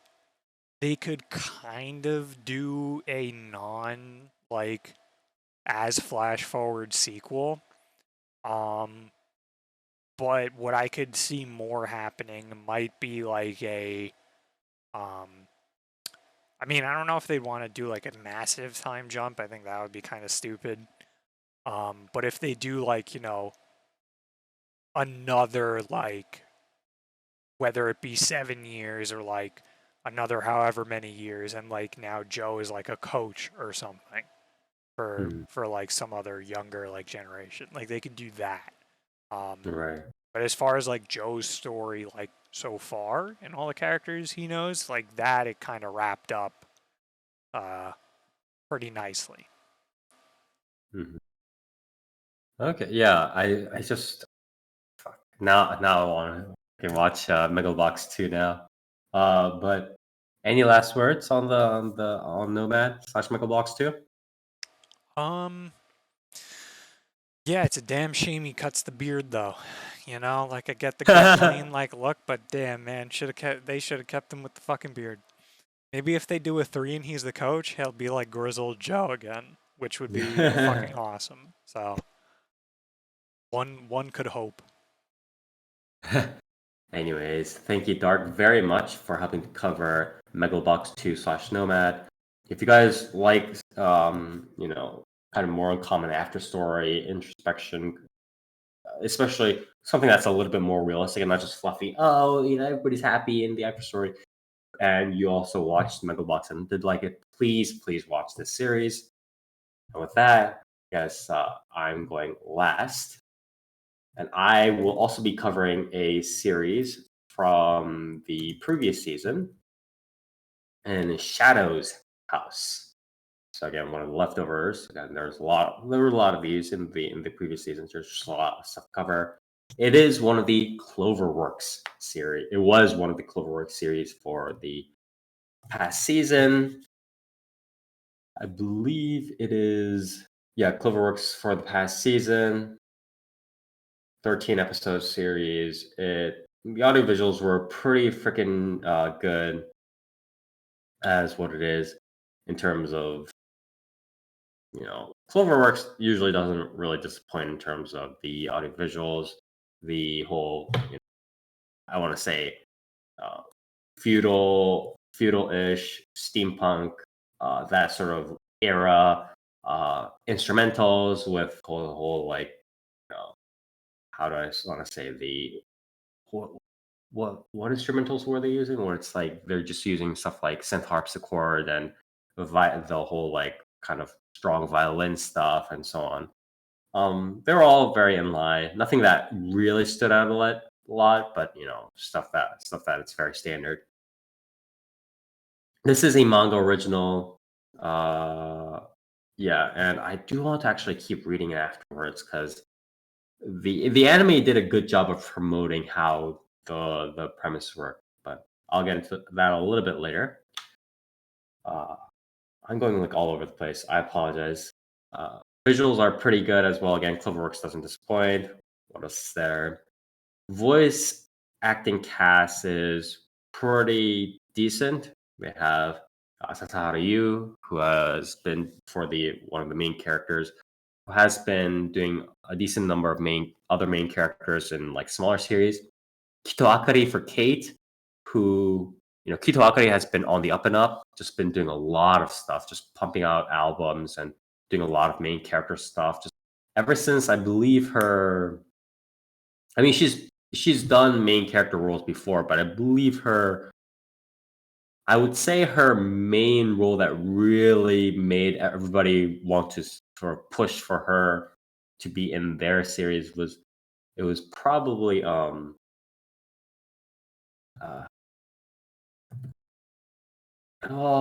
was it Kaho? I get maybe it was Blendes, but I mean, I guess at the end of the day, it's Nezuko, right? It's Nezuko. It's fucking Nezuko, right? Yeah. Yeah. At the end, like I want to say like stuff before it, but it's like it's so big. It's so big that it's just hard. It's hard to ignore. But yeah, ever since Nezuko became, or rather, Kimetsu no Yaiba became literally the most money-making thing since I want to say literally anything. just anything like craft cheese bread. Yeah, it's just bread. It's just I don't know, like bottled water, like anything. Kito Akari has been on the up and up. She's been doing a lot of shit. So this is just another one of her main roles. There's some other characters as well. Or sorry, Sakura Ayano doing some of the voice supporting roles. Nakahara Mai, Kuki Miyarie makes an appearance, so on. So a pretty solid voice acting cast overall. And yeah, the premise is that there's this sort of mansion that has a bunch of sort of shadow characters, and these shadow characters don't have any face, and they're kind of just living in the mansion, and they're kind of growing up to be adults.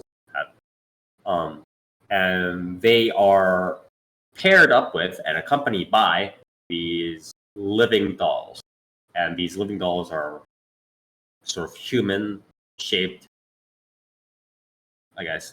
Again, as the name suggests, living dolls who work with them and sort of act as the shadows' face, because the shadows don't have any face, so the living dolls are acting as proxy. So that's sort of how it goes, and as they grow and mature, they get closer to each other and go through all the ceremonies and rituals that are in the shadows' house. So as they go through the rituals from start to finish, The story centers around a shadow and a living doll pair, Kate being the shadow and Emilico being the living doll. And they go through the rituals and they go through the process of, talking with each other, caring for each other, and learning more and more about the sort of darker secrets of the Shadow's house. So that's sort of how it goes. The supporting characters all kind of pitch around them. The supporting characters are interesting enough. They get some development. It's not a big kind. I mean, the supporting characters do their job. They support. That's like how I would describe. They do a very good job supporting.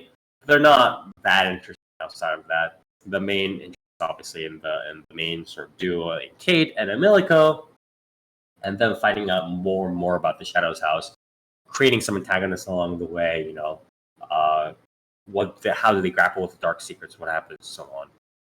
But yeah, if you want to find out more, obviously, just check out the series itself, both either the manga original or the anime adaptation. Although the anime adaptation, I want to say, the one good thing is it does end in a very big cliffhanger.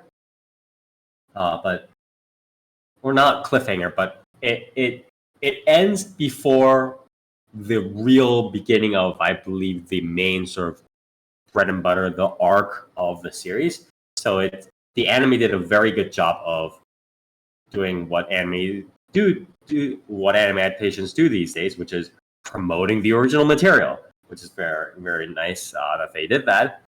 Other than that, I don't have too much to say about the series. I personally thought I liked how the flow went and the way the anime promoted the premise. I was interested in seeing the end of the conclusion. I was interested in seeing the conclusion of. I am interested in seeing the conclusion of the story and sort of learning the secrets.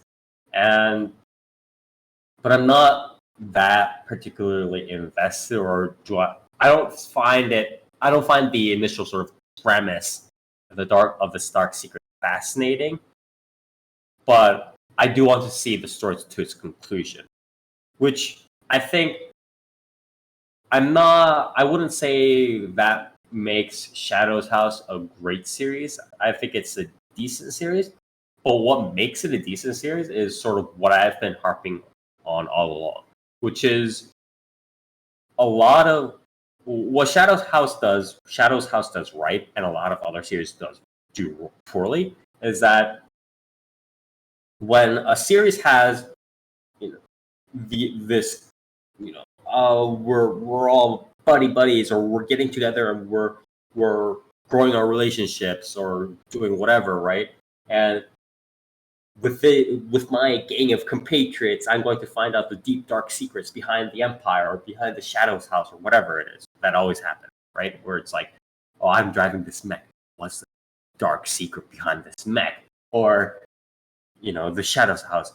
I'm in the Shadow's house, but what's the deep dark secret behind the Shadow's house? Stuff like that. What always tends to happen is that there's always a billion sort of foreshadowings and stuff that happens, and it's like, we can't tell you the full story, okay? It's not, you're just not, we got to keep the suspense. We got to kind of hint a little there, and there's some foreshadowing going on in the Shadow's house.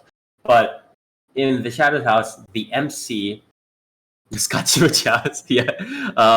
But in Shadow's house, even in the anime, at near the end, the Kate and Emilico, the two sort of deuteragonists of the story, find out pretty much the fundamental ideas of the Shadow's house. Or yeah, they pretty much figure out or not necessarily them, but you as the listener pretty much figure out the entire idea of the Shadow's house. So the mystery, the central mystery, more or less, or the deep dark secret of the series, is more or less 80%, 90% laid bare by the end of the anime, which again is still before the main sort of arc, the grand arc of the series.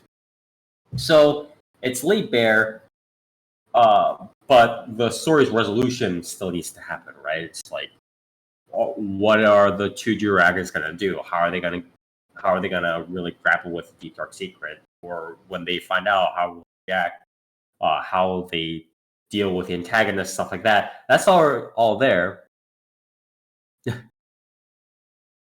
You know, essentially, I was like, you never seen anime change it all in the last 5%. You know, there are some anime that I do sure that. love Kuma Miko. There's yeah. Toast makes a very good point. There's some series that do that. I won't say that if they're good series or not, but you got to find that out for I sure yourself. love Darling in the Franxx. Dude, it's all A1's fault, bro. It's all Cloverworks' fault and A1's fault. Bro, you can't play Trigger for that. But yeah, anyways. You say Darling in the Franks. I think you mean also Kill la Kill and Gurren Lagann. Yeah, exactly. No, those are all Gurren ruined by A1 What? Pictures too. What? Literally every Gurren one of their Lagann's pretty good, series though. what? Yeah, you realize fucking Space Patrol Lulico did that too. Like, Mhm. fucking. Bro, it's all A1 Pictures' fault. Yeah, it's all A1 Pictures' fault that the only series that well actually maybe BNA didn't do that. I don't know. I haven't seen that yet, but I honestly couldn't stick with BNA long enough. I'll If I'm watch it being one honest. day. But everything except for fucking what's it called did that, I can tell you that much. Fuck, why can't I remember the name of the series? Gridman and Dyna Xenon. I sure love Haganai's ending. Yeah, but yeah, I sure love or Emo what a guy ending. is. What a guy do? Jesus, yeah. No, Yeah. Ore Emo. Orimo, yeah, Orimo was pretty bad, but that was also because of the author. But anyways, Also A1 everybody's making very good points. But the idea, the point I want to make was that what a lot of stories do the whole will they, won't they? Oh, should I show you the deep dark secret into of the story to the viewers or not? Maybe I'll just do a little bit more foreshadowing. Maybe I'll just do a little bit more foreshadowing. Maybe a little bit more foreshadowing instead of just being like, okay, this is what at the end, after a reasonable amount of running around and trying to find out stuff. Okay, this is what it is. This is the secret. And then the only question is, how they resolve all this stuff. Honestly, that makes me more interested because I'm not gonna lie, when a lot of 99.9999% of the time, when the story, when these anime stories tell me these deep dark secrets, it's always pretty much very similar stuff. It's always very like sacrificial slash consequentialism based morality kind of stuff where you're driving this mech, but this mech is powered by the scraps of human beings that we ground up. The slaves were ground up to power this mech, or some other bullshit where people are being sacrificed, or you have to discard all your love Yeah, to I've drive this seen mecha. Snowpiercer. Okay. Yeah, exactly. Spire, you're describing Boku no, and let me tell you, Boku no Yeah. is pretty good. I like I Boku no. apologize. Yeah, but what I'm saying is like the deep dark secret has never been that particularly impressive, and I don't think it'll continue. That'll change anytime soon, and so I don't care. Don't keep teasing it like it's gonna be some impressive secret, or you're gonna love this deep dark secret. It's gonna shock you and it's gonna wow you, and you're gonna love the series. It's not. Just give me the secret and let's go on to the story version. Is sort of what I want, and it's very painful to me to see people being like, "What's the secret of the Republic? What's the secret of the mechs? What's the secret of this office? What's the secret of blah blah blah blah blah blah blah?" Just give me the fucking secret, okay, bro? I don't care. You are not going to write a good secret. I assure you. If you've written a secret, chances are that general line of thought has been done before. Like the whole you have to lose your emotions to ride this mech, or like you have to sacrifice blah blah blah to do this. Like I don't care. Stop. We were the Shadows house all along. Yeah, exactly. The Shadows House or just roots were in Japan or whatever. I don't care. Stop doing it. So that's the sort of good thing, the good example that Shadows House portrays, where it's like, okay, here's the freaking secret. to the viewers. Whether all the characters know it or not is not that relevant. Well, here's the secret. Okay, boom, let's go on to the story resolution. So that's the main plus I will give it. Other than that, the secret itself is not particularly interesting, but again, revealing the secret early made me more interested in quickly seeing how they grapple and head to the story resolution. So yeah, that was pretty plus for it, especially as a promotional for the manga. Other than that, I don't have too much to add. It was a lot of the whole like ritual stuff, whatever. Spire, Yeah. who's your favorite shadow? I mean, it's pretty much just Kate, but the reason behind that is because Kate and Emilico get so much of the sort of relevant development and kind of changes and everything else that goes on. Whereas a lot of the other shadows and characters are very much just like, we started like this, and then now we're not like that, or it goes from the character development is very step A to step B kind of deal, where step A could be something like before I met my living doll and I went through this character development, I was an asshole, and then step B could be like, but now I'm not as much of an asshole. I see the bigger picture now. Stuff like that. And it's very two-dimensional in that. It's a very step A to step B kind of thing. And I'm not very appreciative of that. I mean, the supporting characters do what they need to do, but it's very two-dimensional. And Miliko and Kate are the only ones that kind of go through the dynamic stuff and are kind of confined to, oh, I was an asshole. But no, I'm not. Or like, I tried to just act cute, but now I care for my friends as well. Like, this whole, like, very green eggs and ham approach to character development, I'm not impressed by it, but the main characters I'm okay with. So yeah, if you did watch, I don't know, would I recommend this?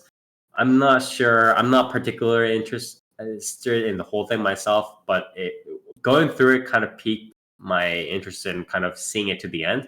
So if you have already started, I guess just watch the end or read the manga or whatever it is, and I think it'll have some nice thing. But again, I would give it props for actually divulging the deep, dark secret or whatever of the story beforehand, instead of, again, going through the whole rigmarole of, oh, should I show the secret to the viewers?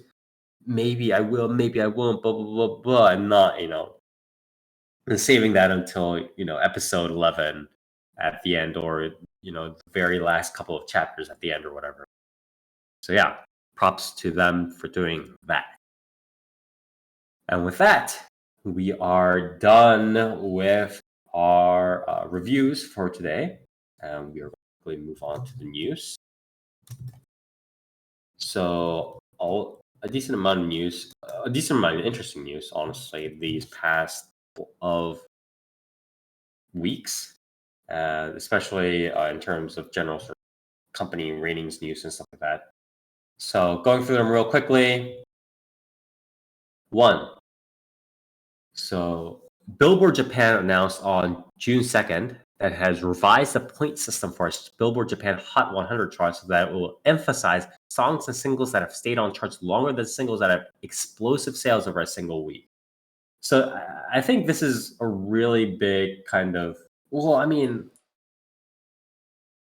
not big in terms of like it'll affect like the music culture over there or whatever, but I think in terms of what I've seen in terms of like Japan Billboard and Oricon charts and stuff like that is very obvious, where it's like it's some weird mutated combination of the top sort of K-pop idols, because it's like K-pop is just taking over globally and just getting all the numbers and stuff like that. It's like a mixture of that and the absolute biggest sort of artists in Japan, like what is it?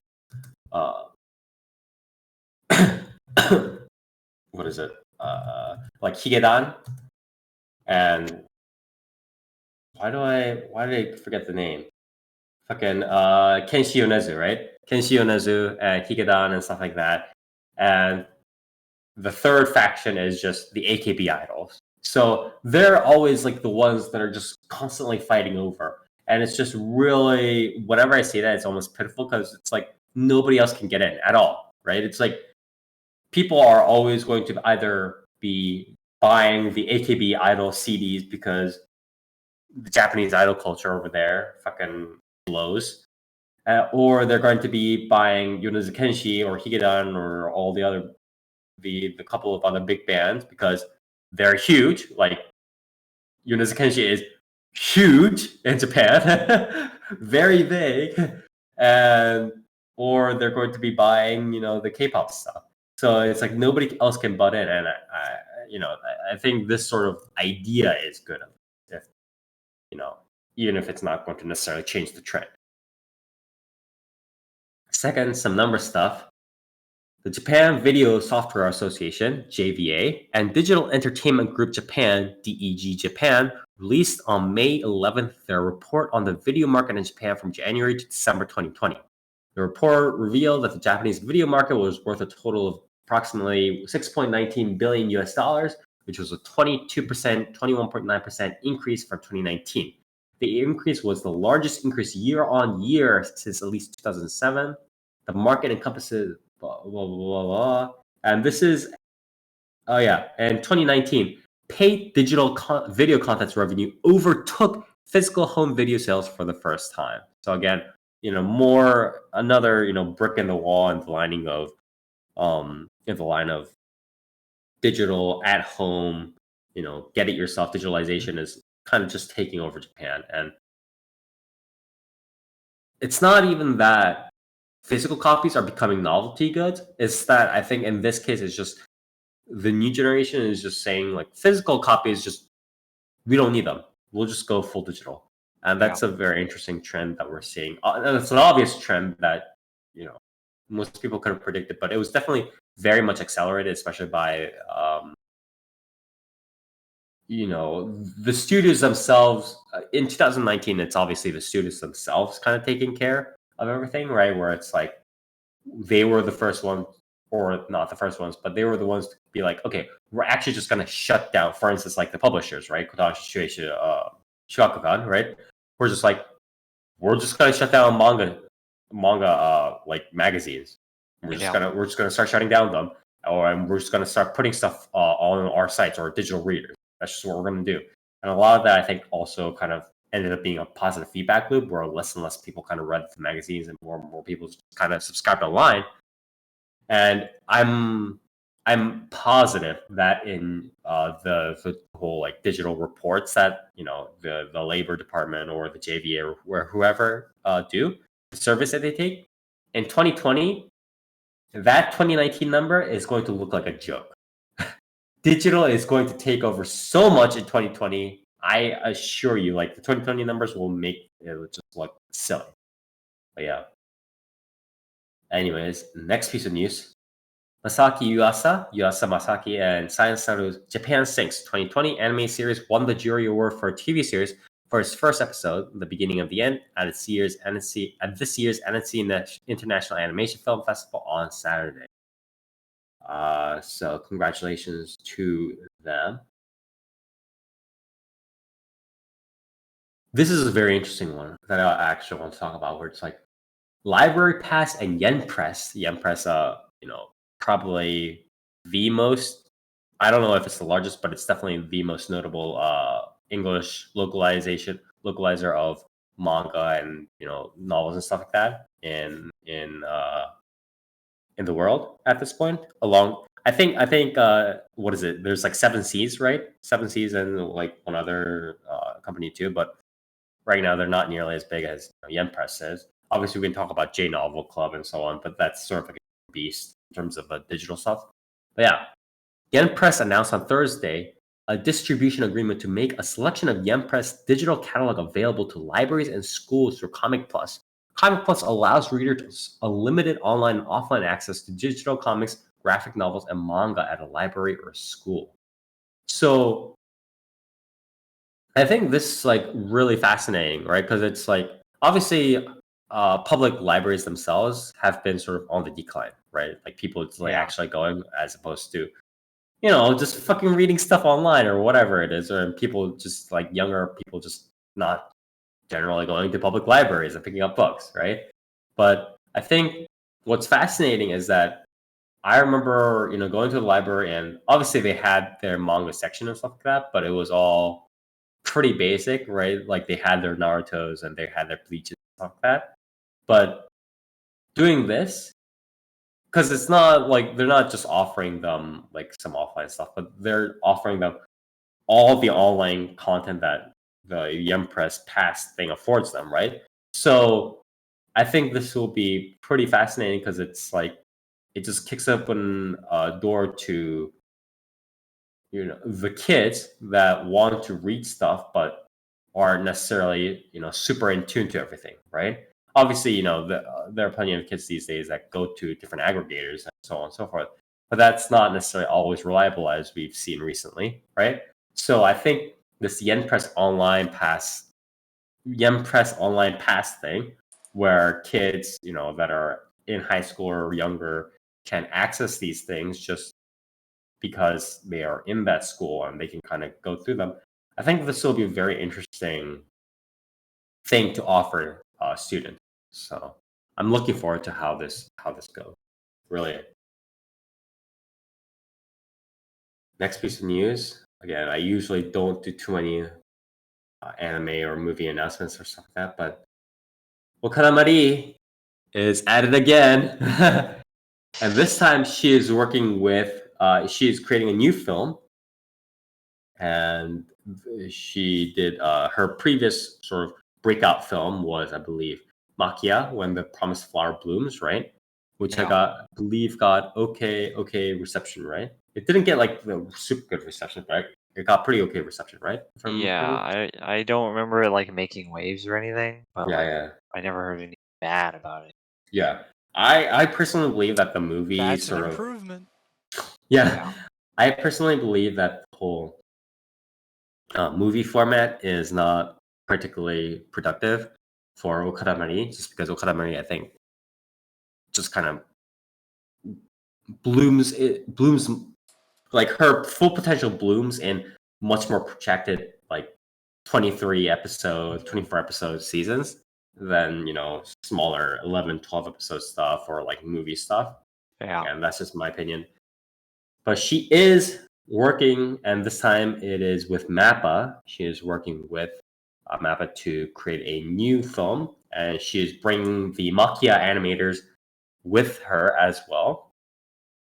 And so the Mappa Stage 2021, 10th anniversary. Wow, it's been 10 years since Mappa was made, huh? The event debuted a teaser trailer on Sunday to announce that Mari Okada is writing and directing an original anime film, Aristoteles no Maborushi Kojo. Aristoteles no Maborushi Kojo. Alice and Therese's illusory factory.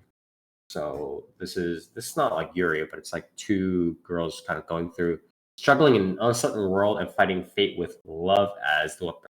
What was that series with keep forgetting all the names, but it's like have the two girls kind of traveling through the wasteland or whatever it was in like a tank or something like that. You know what I'm talking about here, right? Yeah. I'm pretty sure I covered it. Yeah. Do you know what? Do you remember the name? I don't. It's like, but Girls Last Tour? yes, No. that's it. Yeah, Girls Last Tour. It's like it's probably just like some much more like melodramatic version of Girls Last Tour. Is my prediction is how it's gonna go. Probably something like that. But yeah, it's pretty interesting. It's Mappa. It's a Mario Okada movie, right? And they have Maki animators. It'll probably be melodramatic, but at least it'll be eye candy for sure. It'll definitely be eye candy. So, yeah. Next, some company news to round off the non-people news. First off, we're going through UFO table stuff. I believe the Special Investigation Department of Tokyo Public Prosecutor's Office issued a formal indictment on Friday to anime studio Ufotable and Ufotable's founder, representative director, and president Hikaru Kondo on the charge of violating the Corporation Tax Act and Consumption Tax Act. they allegedly failed to pay 137 million yen, which is about 1.24 million US dollars in taxes. In a statement on its website on Friday, Ufotable acknowledged the indictment and gave assurances that the company had already filed a corrected tax return and paid the appropriate amount. So yeah, this. When did we first hear the news hit? It was like at least 3 years ago, right? I feel like it was three Yeah, years ago. it says It Bungei was Shinju's. prior. I know it was prior to Demon Slayer releasing at all. Yeah. And this was like even before the news said this had already been going on for like at least 5 to 6 years or whatever it was. But yeah, it says here, Bungei Shinju's weekly Bunshun digital magazine reported in April 2019. Wow, April 2019. It took this long just to get a proper like indictment, and they're just like, "Yo, we just paid back the appropriate." Like I no, I don't think you. Somehow, I don't believe you paid that $1 million back. Sorry, but yeah, I reported in April 2019 that Ufotable allegedly owes 400 million yen, which is about US $3.57 million in taxes, citing a source from the Tokyo Regional Taxation Bureau. And the reason why it became, even more of a scandal was that the report noted that Ufotable is suspected of supposedly misappropriating funds raised from a charity auction for the 2011 Tohoku earthquake, a violation of the penal code that carries a potential prison sentence of no more than 10 years. The Tokyo Regional Taxation Bureau conducted a search of Ufotable's offices earlier in March that year as part of an investigation, but did not end up filing charges. But yeah, this motherfucker stole from an earthquake charity, while not only millions of dollars from that earthquake charity, but also was still at that point in time, I believe Ufotable was still just like making one thing like every 5 years, right? Like their pace was literally, we'll make like half a movie every 3 years or some shit like that, right? So I'm glad it all came to a conclusion, but fuck this guy. But yeah, that was the Ufotable saga finally ending properly. But next, and this is also an ongoing saga on a topic that we've breached for multiple times for quite a while.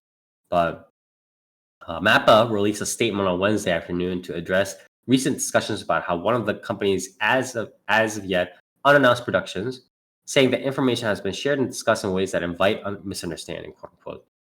MAPPA claimed that it's never offered unreasonable compensation to quote unquote creators, a term used in this context to refer to anime's creative staff, including animators, but offered rates that are fair relative to the budget of the project, whether current or past projects. It also claimed that it's never forced or coerced creators to work.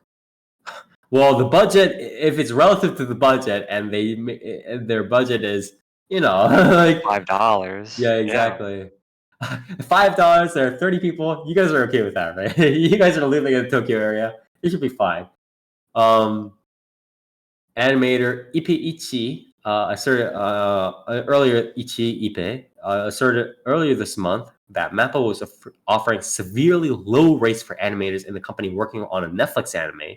On Netflix anime? Come on, man. With the MAPPA producer supposedly offering 38,000 yen. Sorry, 3,800 yen, which is 10 times less, or $34 US dollars per cut. Ichi laid the blame on Netflix for such low rates, saying that for all the exorbitant amount of capital of Netflix, it's a problem they've started to place orders with such low rates. Oh, because Netflix is taking over, so they're slowly starting to cut down. Is that how that's going? Because I actually mentioned before the podcast to Near and Dark and the others that Netflix was actually announcing a lot of other stuff in the past couple of weeks. So this is what's happening on. It's a problem that they've started to place orders with such low rates. There's a possibility that the prices are even lower than a TV series. Ichi noted that the unit price per cut for television animation tends to be at 38,000 to 7,000 yen. Still fucking dog shit. Yeah. That's like for like. But the worrying thing is Netflix is $5 an hour at best. Yeah, the super worrying thing is that Netflix is now saying, okay, well, we've almost cornered the market, right? We're starting to corner the market. We're just going to start choking out people, right? That's literally how this is going. However, Mappa said in a statement on Wednesday that the anime was not a project ordered by "quote unquote" a major platform, but the latest work in an existing TV series and one which is already planning. Mappa offered the upcoming anime for distribution to a "quote unquote" major platform, with production beginning after the sale price, and then the budget of the show was finalized. Why did they? Okay, so the discussions were pretty fucked. Is how I'm looking at it.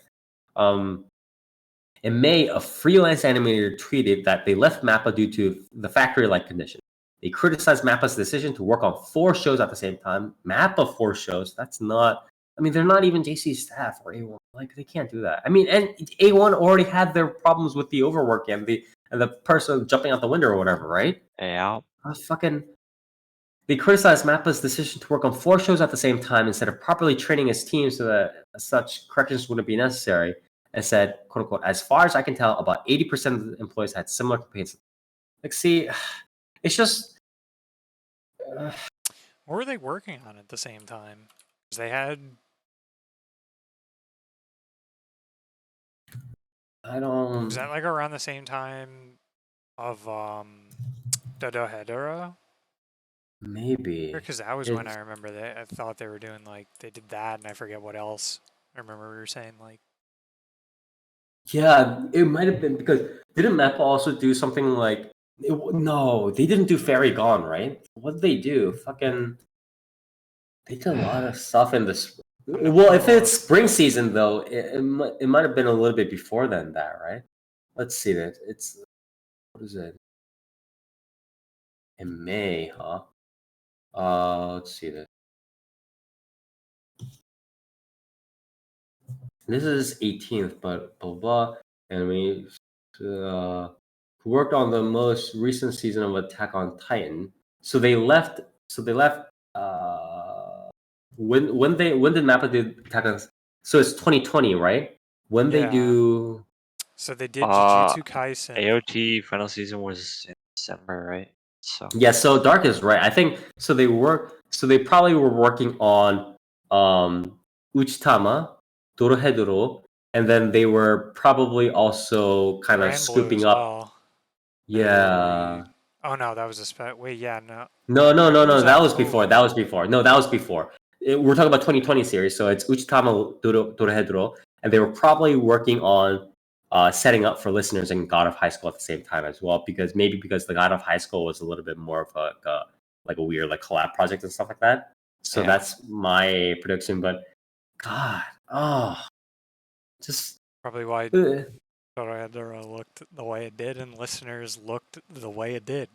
Yeah, exactly. Because we were all commenting at the time where it's like we're all like, where's the money going? It's like, are we just like, are they just all ending on Dorohedoro? I think that's what we're talking about, or something like that, right? Stuff like that. Well, But it's- Dorohedoro looked like, you know. I feel like and in that time frame, listeners looked fucking was- terrible. it was probably all going into college as well. Sorry. Yeah, it was probably all God of High School. It was the only one that looked like. The problem Really good. is it's just like I can't. Like I mean, they certainly understand. didn't help themselves because they immediately also went into Jujutsu Kaisen, which Yeah, crossed exactly. well into Attack on Titan. And then The thing is, it's like you had a it's like slight I understand. breather for Zombie. Yeah. It's like I understand why they're making these decisions, because they're all in that situation where they're just, it's natural for them to make these decisions, or when they're faced with these budget restrictions, they do this or whatever it is. Although I agree with them. They're exploding in popularity. Right, exactly. It's like Mappa is kind of taking this opportunity while working with Netflix to kind of glomp onto more stuff, right? And Netflix is taking that exact opportunity at the same time to be like, well, we're starting to corner the market with all these series that we're releasing. So fuck you, we don't need to pay them as much. And suddenly Mappa is just like, wait, I thought we were gonna go big. Like, why are you paying us like $5 now? So they're in this like kind of Probably like because Netflix is like, yeah, we're really gonna corner the market with Yasuke. Yeah. But Netflix is now in this like full factory mode, right? They're just trying to pump out as much as possible while paying as little as possible. Mappa is sort of in a similar situation where they're trying to pump out as much as possible because they want to go bigger, but at the same time they're getting butt fucked by Netflix, right? And the problem is in the middle of this, animators are in the middle of all just getting paid, hamburger wages for fucking making all this art that they should be clearly be paying more for, since they're still being. When was it near? Do you remember when it was when we were talking about like somebody reported that it's like illustrators get paid, like entry illustrators get paid, what was it, like $7,000 per year or some bullshit like that, right? Like, Yeah. was it like 2018 or 2017 when we talked about that? It was pretty long ago, right? It was probably 2018. Yeah. And Yeah, I like think it was three. like yeah, I think it was like some people were making like 7 grand, and then like some other people were making like, if you're lucky, you're making the equivalent of like $14,000 a year. Right, exactly. And it's like, and that's not even that's literally entry level, and that's not even talking about the people that are kind of just stuck in like the training houses or whatever it is, right? Yeah. And that's even, again, that was the start of and that's not even taking into account the start, because 2018 was sort of not 2018, but it's like that's when we heard a lot more news about like the subcontracting to like the Philippines or to Korea or to China, right? And stuff like that. Wait until the entire industry discovers feature. Yeah, pretty much. But it's so frustrating because it's like the problem is so clear, right? It's like where the money should be going and where the money, like there should be more money and the money should be going to those people.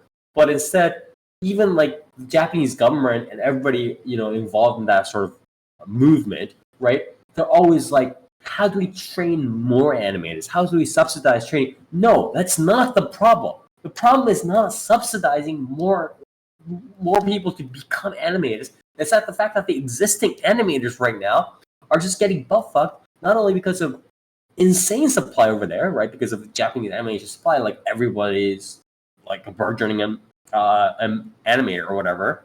Yeah. But it's also like, they're still getting fucked. It's 2021, and Netflix is still, saying, okay, good job making this entire thing that probably took hours and hours. Go get, one Domino's pizza, right? It's like, what are we talking about right now? It's insane. It's insane that it's 2021 and we're still talking about not even like indentured servant slave labor wages. We're talking about like blood diamond wages at this point, right? It's insane at this point. And the Yeah, fact I that the mean, government, the fact that the government you're is saying like, with the how do we subsidizing thing, subsidize? oh, how do Yeah, we well, how do we subsidize? It's like, how do we you're make the trying supply to problem worse? subsidize, like you're trying Yeah. to add more people into a situation that you're about to start hemorrhaging talent. Like, Yeah, Yep. exactly. It's already a supply problem as is, because it's like the supply problem is already fucking people over, and the yeah, subcontractors are on the other side. It's like, why are you subsidizing more of that? yeah, Don't people do aren't that. people aren't not becoming animators because it's like, you need to subsidize shit to fucking bring more in. Like, you're not Exactly. becoming it because you're like, do you want to fucking be a slave? Like, Exactly. It's like you just giving them more competitions and more kids. Oh, you are an amateur animator, but you won a contest for, and you get, what is it, like $10,000 or whatever through the award. Yeah, that's great. Okay, you've now 2 years later, this award you've now made more than you're about to make. yeah, exactly. Like in a they're year going for to the go rest of your into life. that. Yeah, exactly. They're gonna be like, oh, I got an anime, so I'm gonna be like a mangaka or an animator or whatever. 2 years later, they're fucking in some sort of shit tier, work 23 hours a day at Mappa. They're gonna want to think about jumping out a window, and nobody's subsidizing them anymore. It's like, why is everybody in this cycle? It's so fucked up. It's so messed up. And it's like, guys, come on. We've had this problem for so long now. We can't be pouring money at the wrong stuff. We can't have people jumping out of windows. We can't be paying people $34 fucking dollars for. We can't be doing this, guys. Like, come on. Yeah, that's just Mappa is just the tip of the iceberg, the small crack that really belies the entire foundation. Yeah. I mean, in general, I think we're going to see a pretty big flip in the coming years in just creative. What do you want to call those? like whether it be Japan or not, just like creative industries, you're gonna see like a pretty big exodus. Well, I mean, at some point. I think the only ones that are really going to be like Japan focused, and even those could be taken over by subcontractors in Korea or China, right?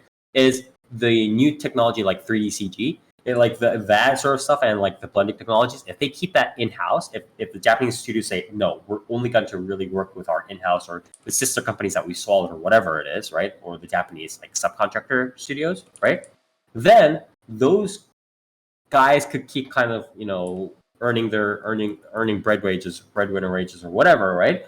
But everything outside of that is again already getting contract to Malaysia, to the Philippines, to Korea, to China, to anywhere else, right? Even to fucking whatever England or wherever militancy came from, right? It's like the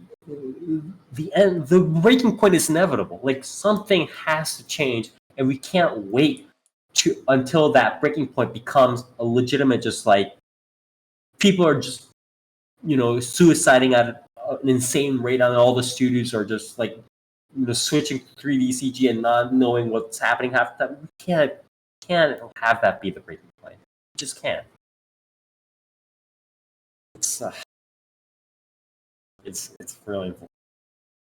Yeah. Anyways, that was the final non-person piece for today, or yeah, for this podcast.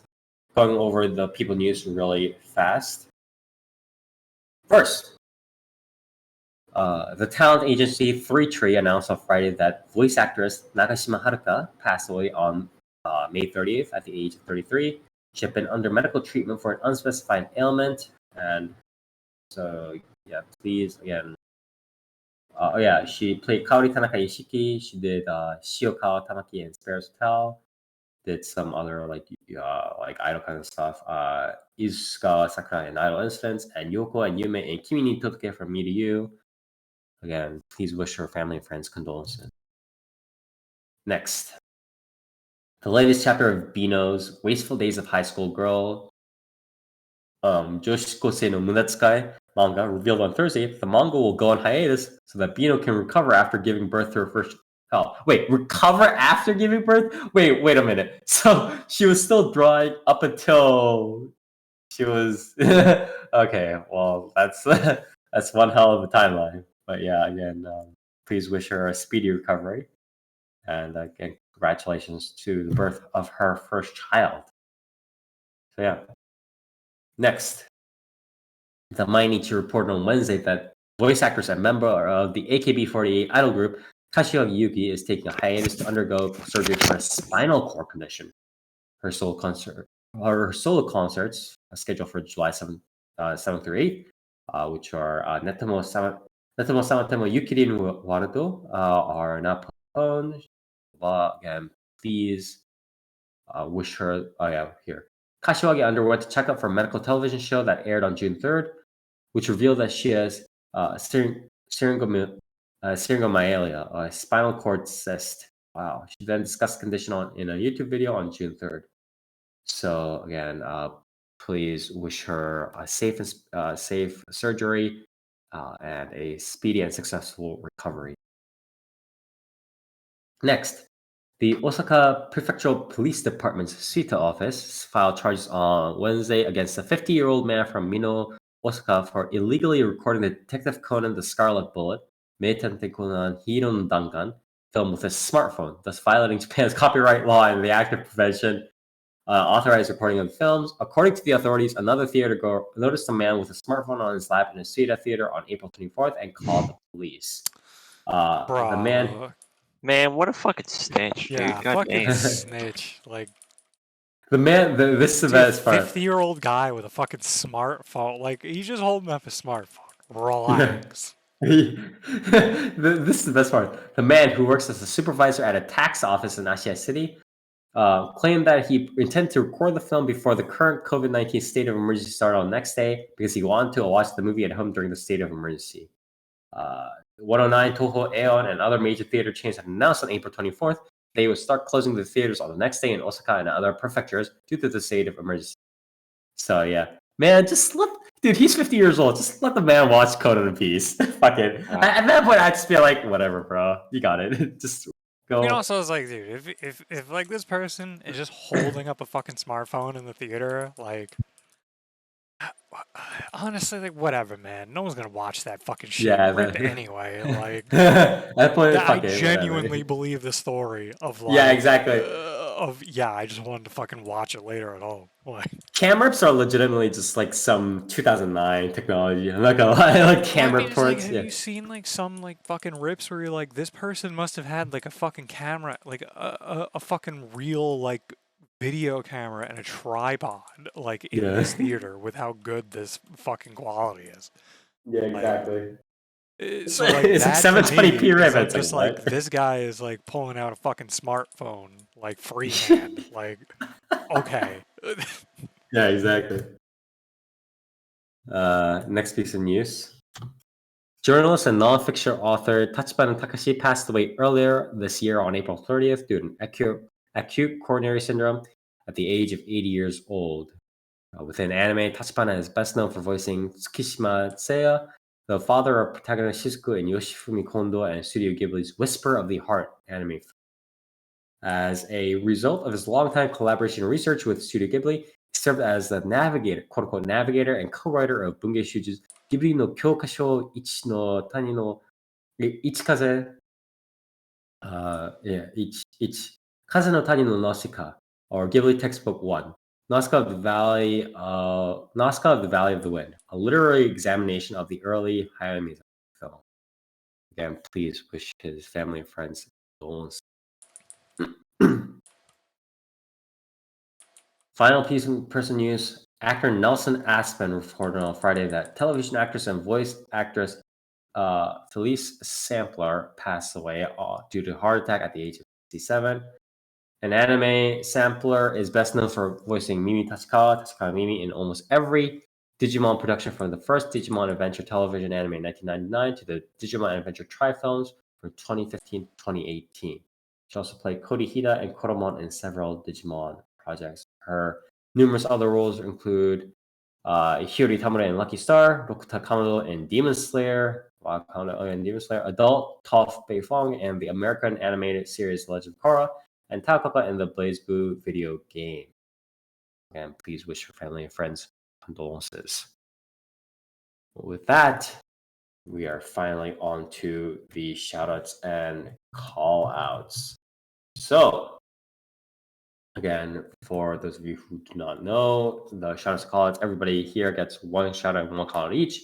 Shoutout is one thing that you want to praise to heaven, something that you want to give 5 out of 5 thumbs up, a rave review on Yelp, and it can be any one person, place, or thing that you can think of.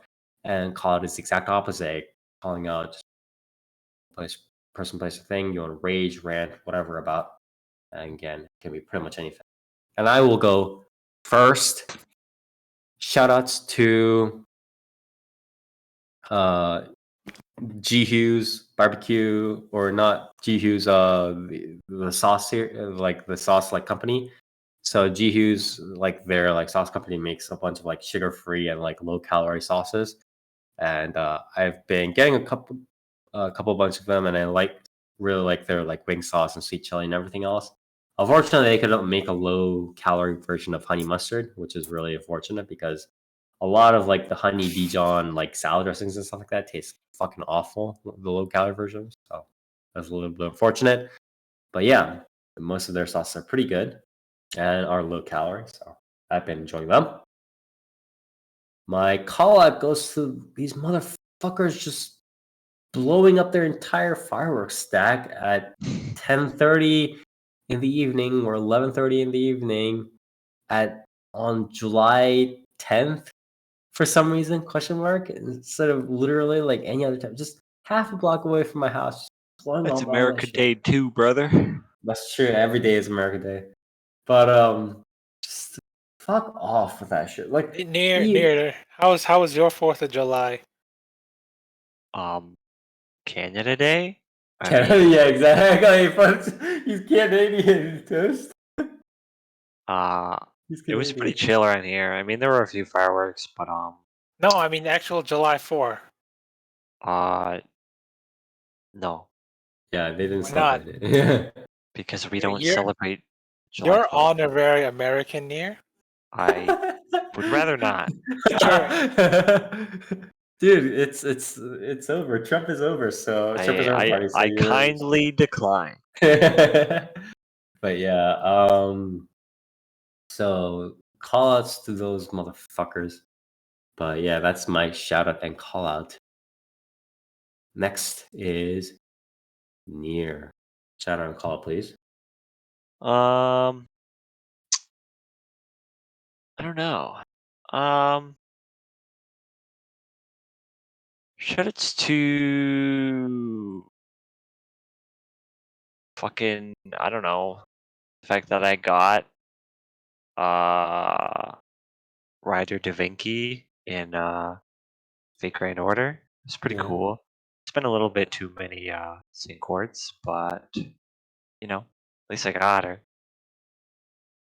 In a game that doesn't have a pity system or a spark system, you know, Yeah, it does. Just get every silver lining. fucking just get like the Yeah, character 5 times first. just get 10 copies of a character. Easy. Is it 10? You have to NP5 a character, and then you have to get another one. So it's 6 copies of a character. But yeah, kind of insane. But yeah. Was happy about that.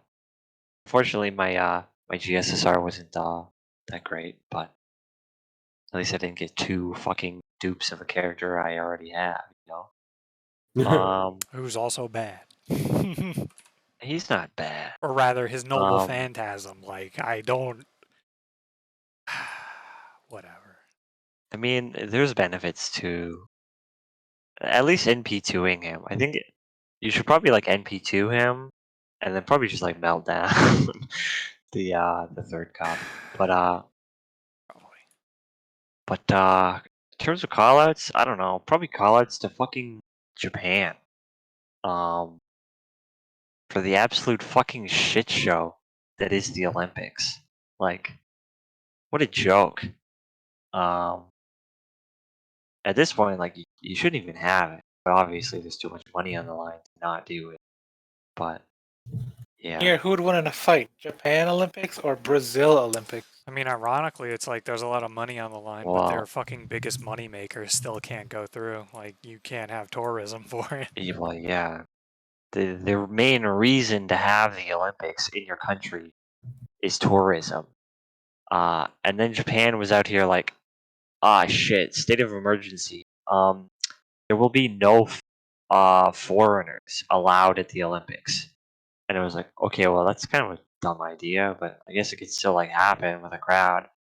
And then recently they were like, yeah, there will be no fans at the Olympics. It will be an empty stadium with athletes in it. It's like, bro, like, really?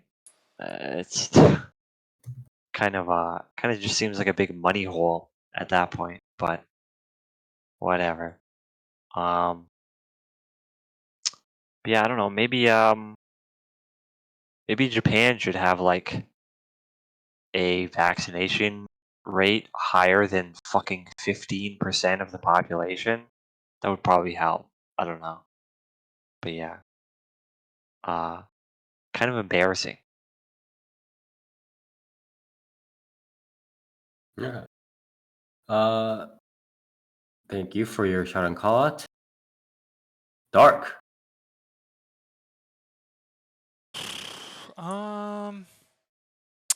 I am going to shout out, I'll shout out FF14. Those new job armors they showed off yesterday seem pretty cool for Endwalker for the most part, except for like Scholar and fucking Black Mage. But yeah, a lot of them look pretty sweet. That game is fun. And I guess I'll call out the people who fucking complain and bitch about the Nier Automata alliance raids and fucking make the just bullshit claim that they're not a good raid series when they both A are and B like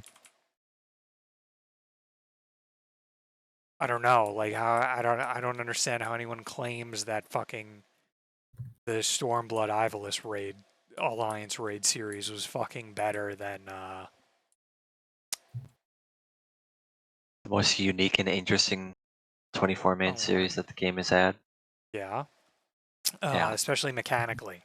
Like I was going through the bosses with Nier yesterday, and there's like,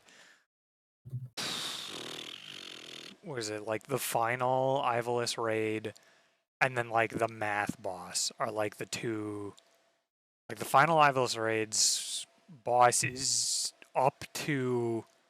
I mean, yeah, shit, dude. Just compare the final bosses of the final raid tiers. There, you're gonna say that like the final boss of the Nier Automata raids isn't as good as like what does it even call Ultima? Just Ultima in Ivalice, right? Um, it's Ultima something. Yeah. Look, regardless, it's like I don't think that's like the worst boss ever, but I think it's a pretty fucking shitty boss. Like to be quite honest, like I think it's fucking way too long, and just has a phase that consists of not that great mechanics of prior bosses. Yeah, it's Ultima the High Seraph. Yeah, I don't think that boss is like realistically the most interesting thing that boss has going on is the final phase damage buff. In It's the like maze.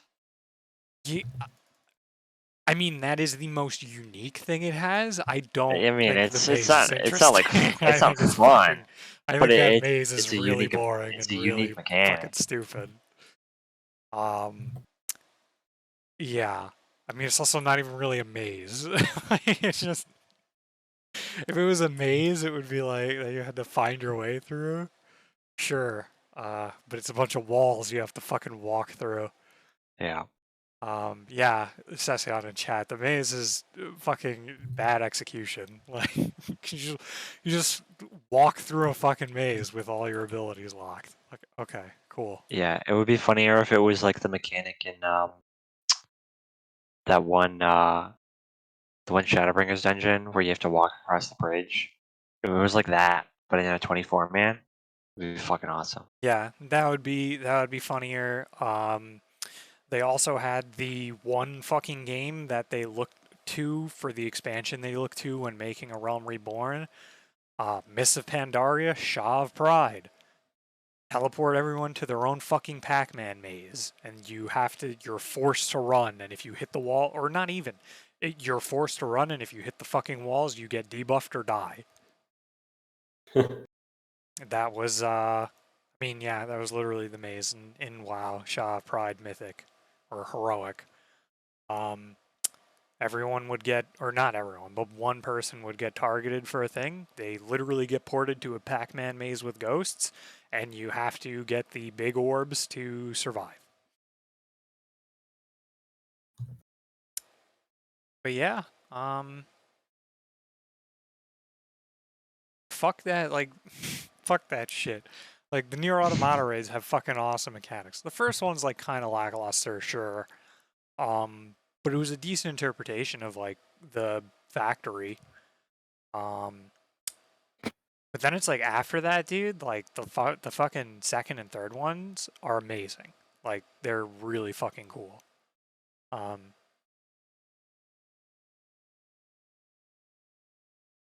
then I leave out the A Realm Reborn especially because those are like they're fucking nothing. Like They might as well not even be like you're not even playing the game that much. like the story around Crystal Tower is now good. Yeah. At the I time, it was mean, like, I mean, at it the was time, it was still it pretty was good, okay. but The problem is like Crystal they Tower did is they didn't do anything with it. blows. It was like it also felt very like separated because like you had the Crystal Tower bits, which had like the weird clones, and then you had like World of Darkness, which had Nero in it for some reason, and it was like okay, it's kind of, but Yeah, I mean it was but alright. ultimately, all of those fights are like actually nothing. They have fucking two mechanics. Like even if you synced your item level, the mechanics that are there, they're like very fucking simple because they're the first tier. So those I don't think can even be brought up. Heaven's Wards, like there are some that are hit or miss. Like, well, actually not even, because like Heaven's Ward was what? Void Arc. Right? Like Void Arc, was City of on there. Mach, and Dunscape. Okay, City of Mach and Dunscape are okay. Dunscape especially is pretty good. City of Mach is like kind of alright, but it also has the spider boss, and I fucking like hate that boss, and I Yeah. wish it was removed from the game. It just takes like fucking 9 years. And Void Arc just fucking sucks. Like, I just think Void Arc is really bad and really fucking boring. But you know. Yeah. Thank you, Dark. And last but not least, Toast. Shout out to CN 3D, pretty cool, good for him. And Hololive ENV singer debut, Iris. Yeah, 300K. I hope she does well. I want to hear more music. Yeah. Shout out, you gotta support the English covers a Japanese song, people. On YouTube, sure. And then my call out, I don't know, Jollibee? Sure. You're calling out Jollibee? Okay. Yeah. Get out of my Gundam. What I want more what year? Jollibee. What year is Pathways Flash? UC 106 3? It's is 106, I think. Seen it. Pretty sure it's UC 106. Yeah, speaking of Hathaway, is it 106? Okay, I'm pretty whatever. sure it's 106. I mean, if you know like the exact fucking year of the Char's Rebellion, it's 12 years after 93. that, right? So 105. Okay. See, I think it is 106 though. Yeah, I don't think it's 93, then Unicorn is 96, then 12 years, so it's 105, yeah. Speaking of that though, apparently in like the beginning, at the very beginning, in like the title screen, or before the title screen of Hathaway, they showed off F91 and Victory, so we might be getting those remakes in the near future. Shout out to that. But yeah, Jollibee, get out of there. I don't need Jollibee. I don't need a perfectly modern Jollibee in the space feature. That's like 1,000 years in the future. Jesus, get out of here. I want the next build series to feature like a custom Jollibee Gunpla. It's like that looks like a Jollibee I can see in modern days, but sure, Jollibee hasn't changed in 1,000 years, huh? Sure. Get out of here. Implication is that they were in a Truly shittier era timeless. too. But yeah, that's it. Okay. Now excuse me while I eat a mango peach pie from Jollibee. Jesus Christ. Okay. Anyways, thank you, Toast, for the shout out call. And with that, again, we are done with the podcast for today. Sorry for being a little bit long. I believe part of that was, and a little bit to the intro and tangents. Again, a little bit Well, I of mean, my and fault. also like a half an hour of fucking fireworks show. So. Yeah, exactly. But yeah, anyways, if you do next week we are hopefully going to really get into the Wait, summer next week seasons. or the week after? Sorry, the week after, in 2 weeks. Sorry. Next podcast, we are hopefully really going to actually get into the summer season without having too many complications. So watch out for that. If you do like what we do, you can check us out here on twitch.tv/4PlayerAnimecast, again with the numeral 4, where we stream our recording of the podcast every other Saturday starting from 10 p.m. Eastern Standard Time. We talk about the latest and greatest in Japanese animation, media, anime, light novels, web novels, visual novels, manga, and so much more. So check us out here. We have the highlights of our podcast recordings right here on our Twitch page, as well as on our YouTube channel, YouTube's 4PlayerAnimecast. Just search for that, and you can check whichever version you desire. Check us on our social media for updates as well on Facebook, 4PlayerAnimecast, and on Twitter. Our handle is at 4PlayerAnimecast. Here, check us out there.